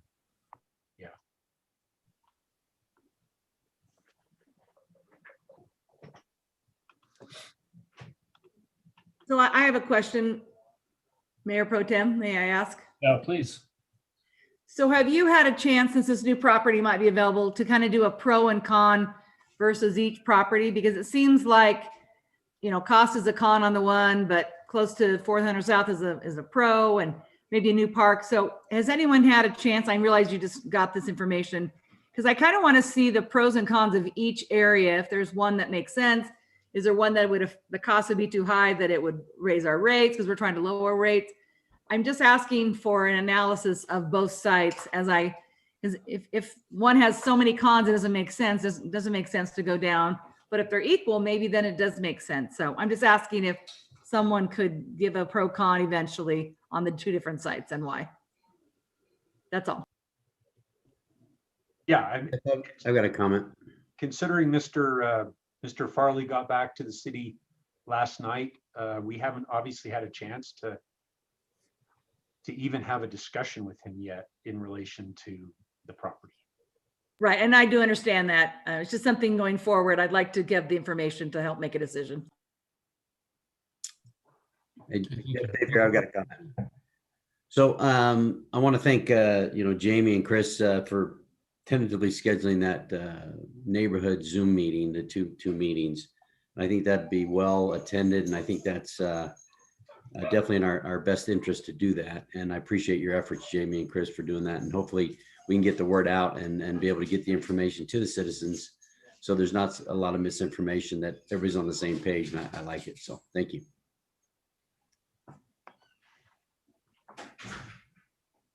Thank you. Any other questions or comments at this point on this discussion? I see three hands raised, virtual hands. I think they've all been addressed. Terry and Brent, did you have other comments or questions? No, I'm good. Thanks. Okay. Jamie, you sent out quite a hearty email this afternoon previous to this meeting. Did we cover all of the items that you communicated there? Yeah, I mean, I think it might be helpful, because I imagine there are other people that are on the line that are interested in this conversation. If you would allow me just a minute to follow up on some of those comments, I think that would be helpful. I think that would be great. So, and I'm happy to share this with the council and those that are interested. The specific information that I have left off of this email is related to property negotiation. And we obviously would like to reserve the right to negotiate in good faith on a confidential basis, because obviously we're trying to get the best price for this property. But other than that, I think we've talked about the safety concerns, and obviously safety is of great concern regardless of where we put the facility. So we're mindful, and we would spend a lot of time and effort working with the contractor to ensure that safety is addressed regardless of what location we're dealing with, we're working with. The neighborhood concerns, it's staff's opinion that in siting this facility, we are going to face feedback from neighbors about pretty much many of the same things: safety, inconvenience, traffic, concerns about the tank and its viability. What if it leaks? Is it going to impact my home? Is it going to impact my property values? I don't believe that those questions are unique to one particular site, that they would probably be applicable regardless of what location we were to select. There were some questions about public meeting access. I know several last meeting made an effort to connect online, and we looked at our system and those systems seem to be operating properly, but we've gone back and we've made some additional improvements to that site and allowed people an opportunity to obviously leave messages in advance of the meeting. And I think Stephen is going to read some of those messages here today. So obviously we're interested in citizen impact. This project, regardless of where it's located, will require a well and a pump house. And we are very aware of the fact that the community park property is in property that is encumbered by a grant that the city received many years ago for initial construction of the park through the Federal Land and Water Conservation Fund. What that Land and Conservation Fund requires of the city is that we maintain that property in perpetuity as open space. And we are prepared to do that. And we have had conversations with the state and federal representatives who manage that Land and Water Conservation Fund and that program to ensure that if we were to construct a tank on this park property, that we could fit the guidelines associated with those that fund requirement or those grant requirements. I think we spoke to the House. The city has signed a real estate purchase agreement for that property. We do obviously put out some earnest money.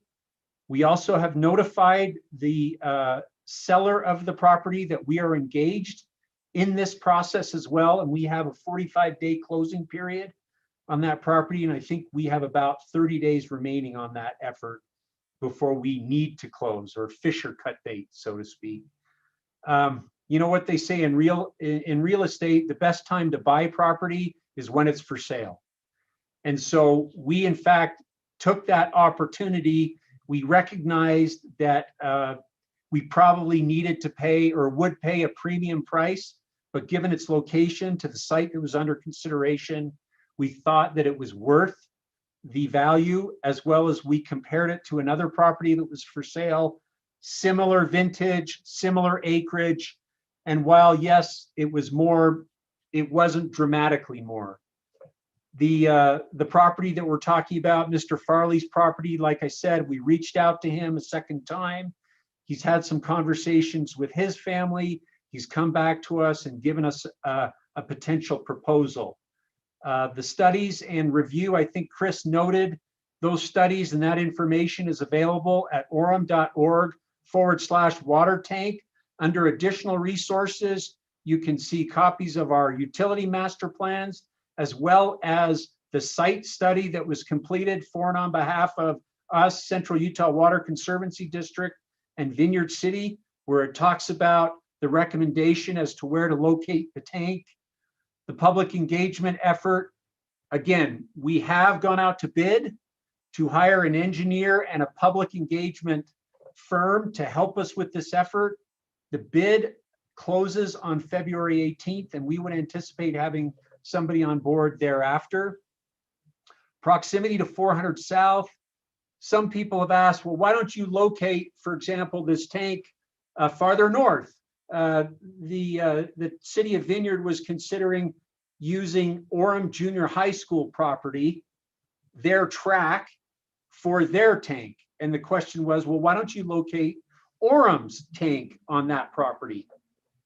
The reality is we could, but we also need to consider what, one, the cost is and what the level of disruption would result, because ultimately we need to get to 400 South so that we can run that infrastructure down 400 South to the south and the west.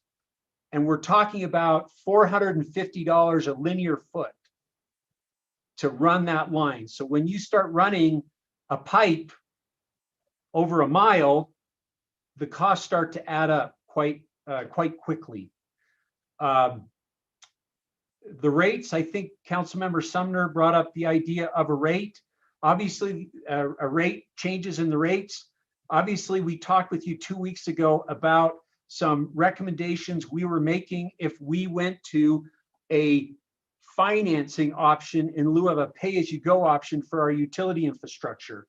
And it was based on a need for a certain amount of dollars, $25 million. Well, if we're adding, for example, $3.5 to $5 million additional dollars to that, it is going to impact the rate.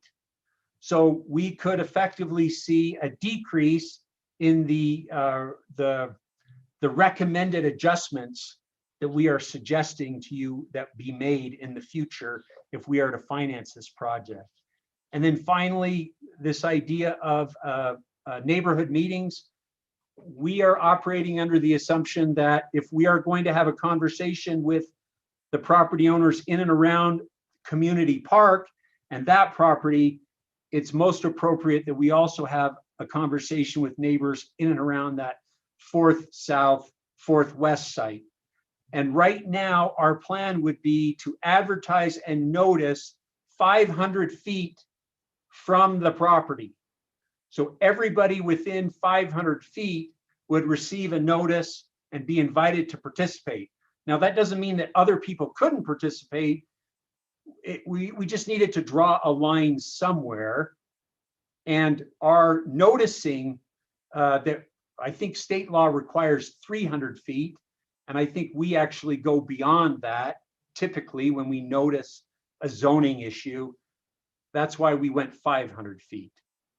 So, you know, we are trying to engage the public in a way where we can answer their questions, but at the same time, there is very limited acreage for us to build this kind of facility in the middle of the city where it needs to be located.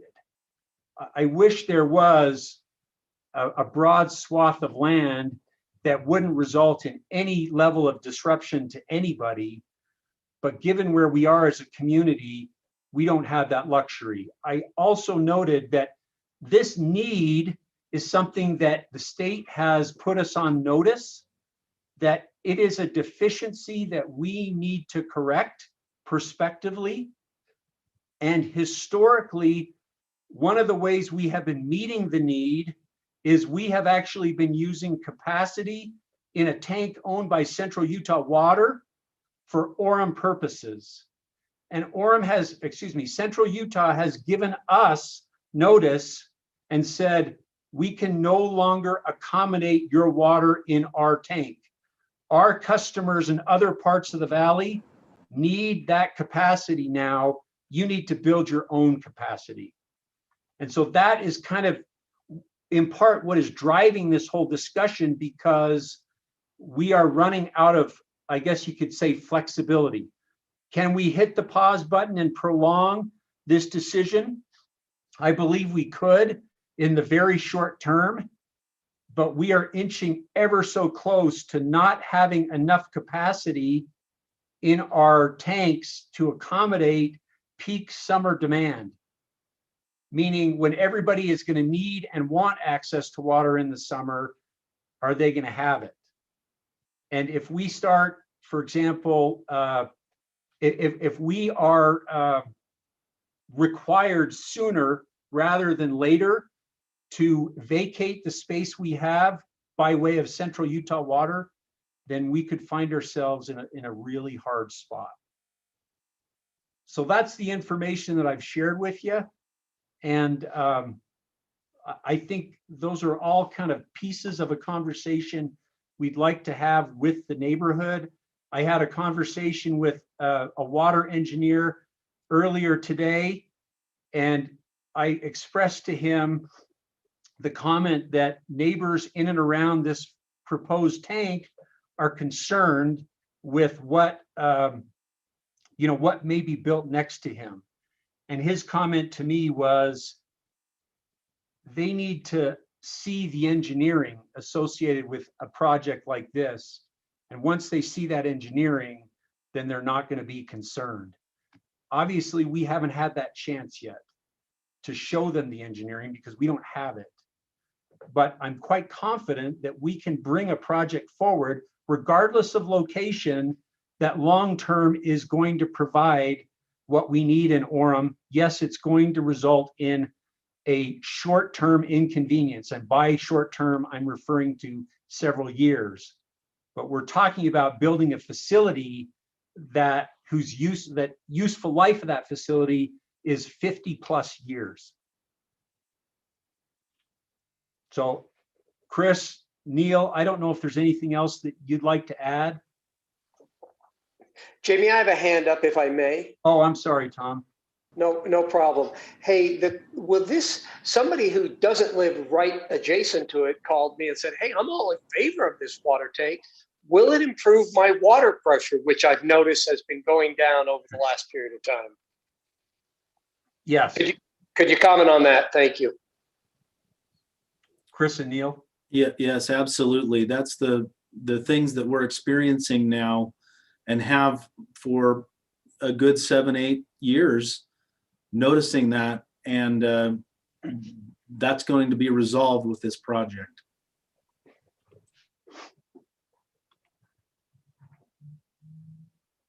So thank you, Mayor Pro Tem, for that opportunity.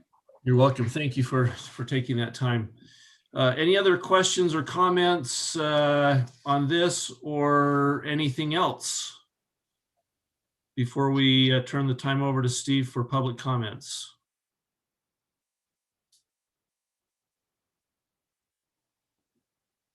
Okay, seeing none. Steve, would you mind, do we have some public comments that need to be read?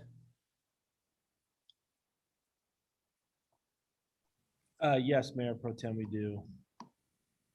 Okay. Mayor Pro Tem, there is also an agenda item for council city areas of focus follow-up. On Okay. page 2.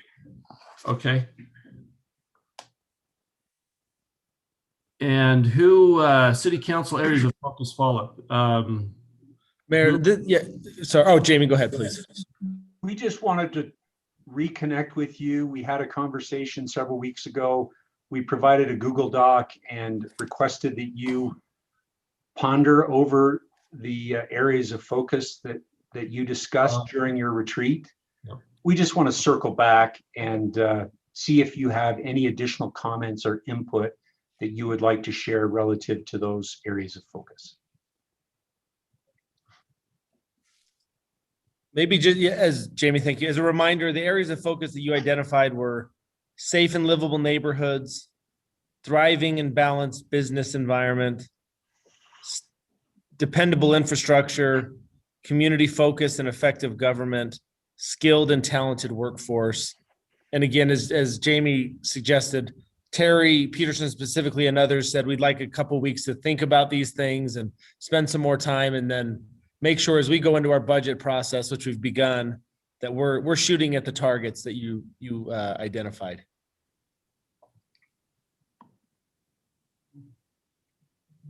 Thank you. Any comments from the council on that?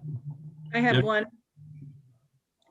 So I've looked at it and I think it's pretty complete, but the one request that I've had over and over is more toddler, family-friendly things that our rec center, our pool doesn't have. It just has a big hump and the water thing to add, and kind of look and see what Springville and Provo have that's a little more family-friendly. So I know we have a lot of young people, and that's the request I keep getting.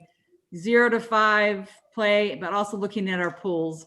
Sierra Pool seems to have a lot, but the fitness center is one that I've had requests. So for me, it would just be a family-friendly, looking at some of our amenities, and maybe not this year or next year, but really trying to improve some of those to make them a little more family-friendly. I don't want to have this new pool and have everyone go to Springville or Provo still because the little kids structures. So that's my comment.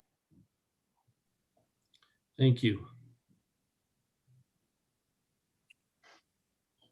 Any others? I think it's a great document, a working document, and I appreciate the continuity and the focus that it provides, not only for us as a council, but city staff. I think it's a wonderful thing. So thank you for that. And you may know this, Jamie has reached out to all staff, all departments, all divisions, all sections, and asked them to really consider where they fit in and what goals they'll make this year to move the needle in each of those areas. So I think those areas you've laid out have been communicated by Jamie very well throughout the organization, is These are the areas we want to move the needle in and we want to improve. And you need to, as a work area, division, section, department, determine how you're going to do that. And we've had great discussion with our department heads. I think it's going to be embraced, and you'll see great reporting in these areas as to what we're doing based on the feedback you've given us. So from us to you, we appreciate it. Thank you, and appreciate the accessibility that we have to that, and that we can go on and, since it's a Google Doc, that we can add comments or, chime in from time to time. So thank you. Okay, well, if there are no other comments or questions moving forward, Steve, if you want to go ahead and read the public comments, that would be great. Yes, Mayor, or Mayor Pro Tem, I will, as we have noted on our website, I will read these, but they will be limited to 3 minutes. And if 3 minutes come and go, we'll move to the next one, but we will send you the entire comment so you have the ability to read that. Okay, first one is from Melissa Kingsolver. I live in a cul-de-sac just off of 400 West and 1750 North. Following are my concerns about the proposed high-density unit at the corner of 400 West and 1600 North in Orem. Parking. All developers of high-density units should be required to provide a minimum of 2 parking spots for each unit in their development. This has not occurred in the high-density housing that are now scattered throughout Orem. I have observed the trouble this causes for residential neighborhoods firsthand. As my married children have lived in these communities, they have to wait a full year before even one spot was available for one of their 2 vehicles. Until then, their only option was to park wherever they could find a spot within 1 to 2 miles of their housing complex. This will happen here as well. In fact, there are already many personal vehicles parked along 400 West that belong to residents of the homes there. It is not safe and it is not fair that our neighborhoods become inundated with the vehicles of people who live in the proposed housing complex. I do not want our streets to become permanent parking either. Where will our family guests park when they come to visit our homes if every space along the roads within 1 to 2 miles is already taken? We did not choose to live in this beautiful part of Orem to deal with this encroachment. I respectfully request that the developer be required to provide 2 parking spaces for each unit within the housing complex and on the high density housing unit property. If there isn't enough space to accommodate that, then the number of units must be reduced until it can be done. Safety. The above situation will negatively impact the safety of the children in our neighborhood. We all chose to live on these cul-de-sacs so our children could be safer as they play. Having significant vehicles coming and going throughout the day and night will pose a danger to the kids by having more cars on the street. Also, one way to maintain a safer neighborhood is to know the people who frequent the area. We want the status quo to continue, that our children can play outside without worrying about many strangers in the area. Also, many children walk to school or ride their bikes along these routes, and children and adults alike walk or bike these roads. They will become significantly more dangerous with parked cars lining the road and pulling out in front of traffic. 400 West is already narrow and very busy. Please do not make it worse. Traffic impact along 1600 North. 1600 North is already known as I-16. It is a major route to the freeway. It becomes very backed up at high traffic times throughout the day. It is made particularly challenging with the short distance between 400 West and State Street. Having significant additional traffic pouring onto 1600 North from the proposed high density housing is only going to make it worse. If 1600 North had additional lanes in each direction, or there was greater space between 400 West and State Street, it would be an easier transition. But as it is, it will be very challenging. People leaving high density housing units will onto 1600 North and wanting to turn south onto State Street will have a hard time getting access to the traffic already waiting at the light. If they have the high density housing by exiting onto State Street, they will have to turn north only. I'm sure many will get into the center lane and do U-turn so they can drive southbound in the direction they wish to go. This will create significant traffic problems on State Street, which is already a very high flow area all day, every day. And then I will forward the remainder of that comment on. Next one, Jeff Wilkes. My wife and I have owned our home on 322 West, 1750 North for the past 20 years. We're deeply opposed to any project on the State Street corridor at 1600 North that would affect our traffic on 400 West or the intersections at 1600 North, parking on 400 West, or the crime rates in this area. We do not think sufficient attention is being given to these factors with the currently proposed apartments at 1600 North, 400 West location. When the State Street corridor was approved, the incredibly tiny space at that corner was thought small enough that only small businesses or housing could be put there. We assume no housing along 400 West could be rezoned, and certainly no access from 400 West would be granted to any property there. Now we see that these very things are being considered, and we are very upset.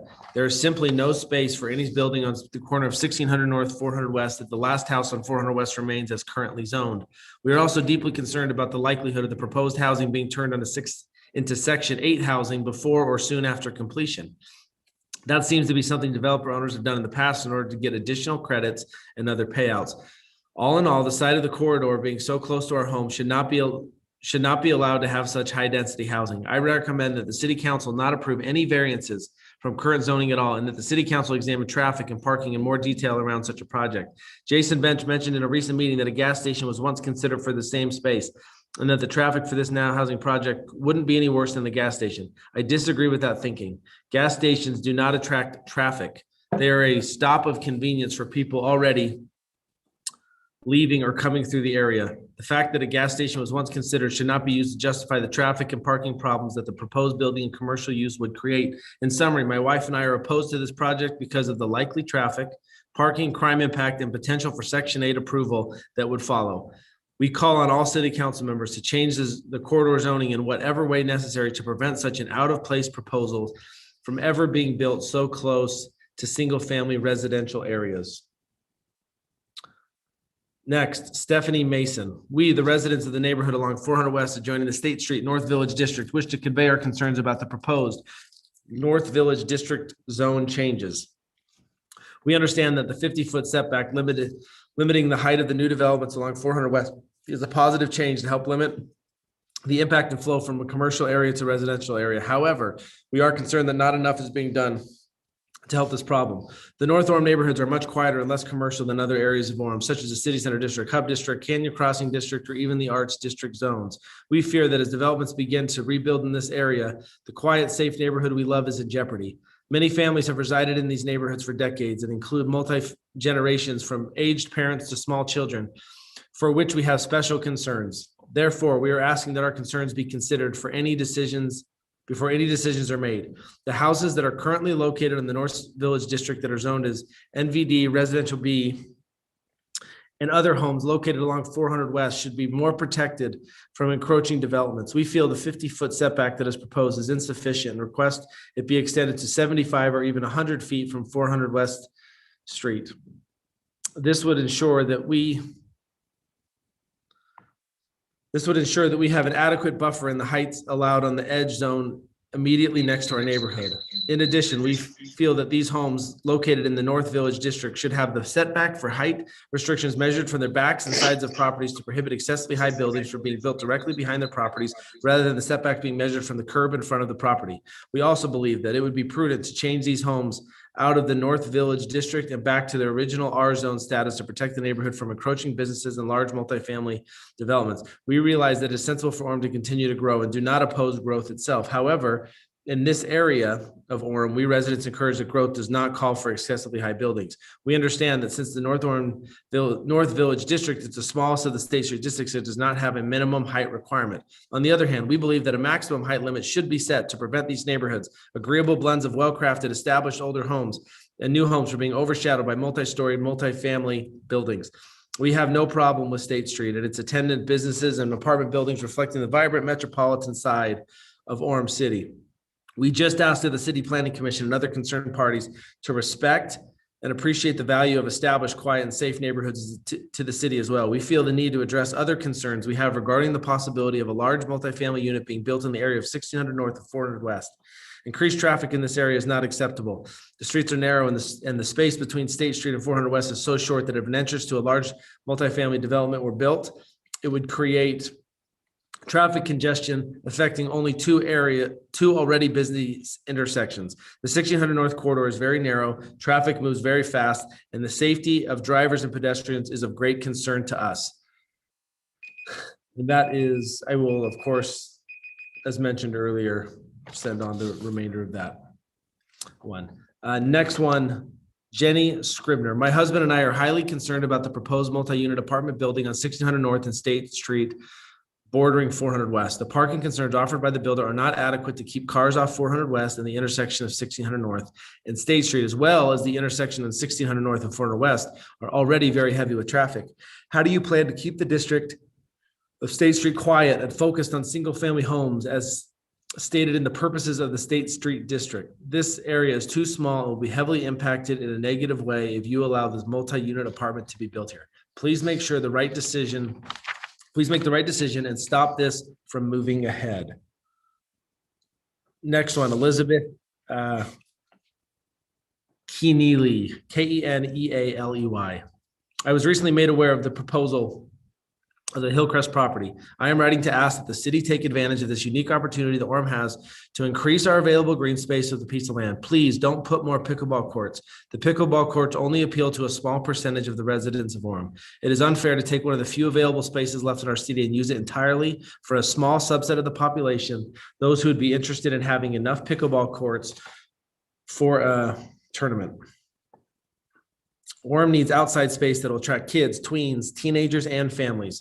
We need space that allows outdoor activities for all different age groups. What we need are splash pads and skate parks, a bike track and shade trees, places for picnics and open areas for pickup soccer and football games. Please consider the needs of the entire city when making this decision, and don't cater to the select few who think that pickleball courts we already have all over the city aren't enough. Please remember all the residents of Orem when deciding what to do with this valuable space. Thank you. Next, Catherine Parsons. Why are the cameras not activated on traffic lights? The number of people running through red lights are absolutely abhorrent and incredibly dangerous. It causes accidents all the time, and there are many near misses. I have watched countless people drive through red lights after pushing the yellow and even plowing through a red light while traffic is moving in the other direction. There was a car that zoomed past me on my way home as I was turning left, and they were going straight down the canyon, despite the light being red well before and after I turned.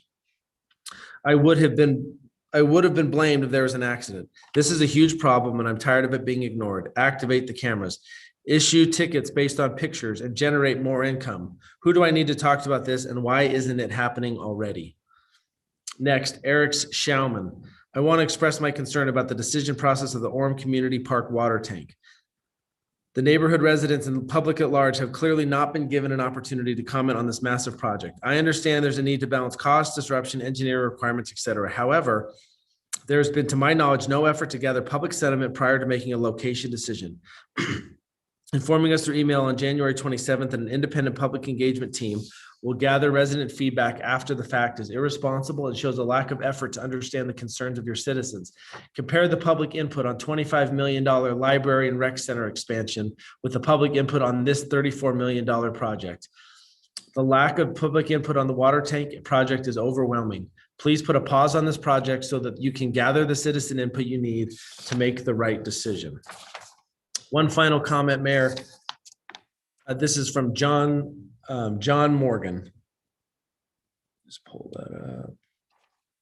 Having lived in Orem for over 18 years now, I want to thank the city of Orem for taking such great care of its properties. They are so well maintained and look so sharp. I have lived, worked, and traveled in so many cities where this isn't the case, so thank you. And that is the end of public comments.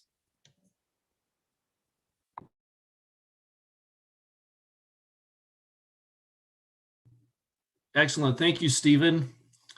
You should consider being an auctioneer. If there is nothing else, I would entertain a motion to adjourn. So moved. And a second? Second. Okay, let's go ahead and adjourn. Thank you, everyone. Great meeting, and I guess we'll receive. Are you going to vote on that? You should get an aye from all of us, Jeff. Oh, okay. Let's Aye. start with Councilmember McDonald. Aye. All in favor? Aye. Aye. Any opposed? Thank you. Thank you. Good job, Jeff. Thank you. Have a good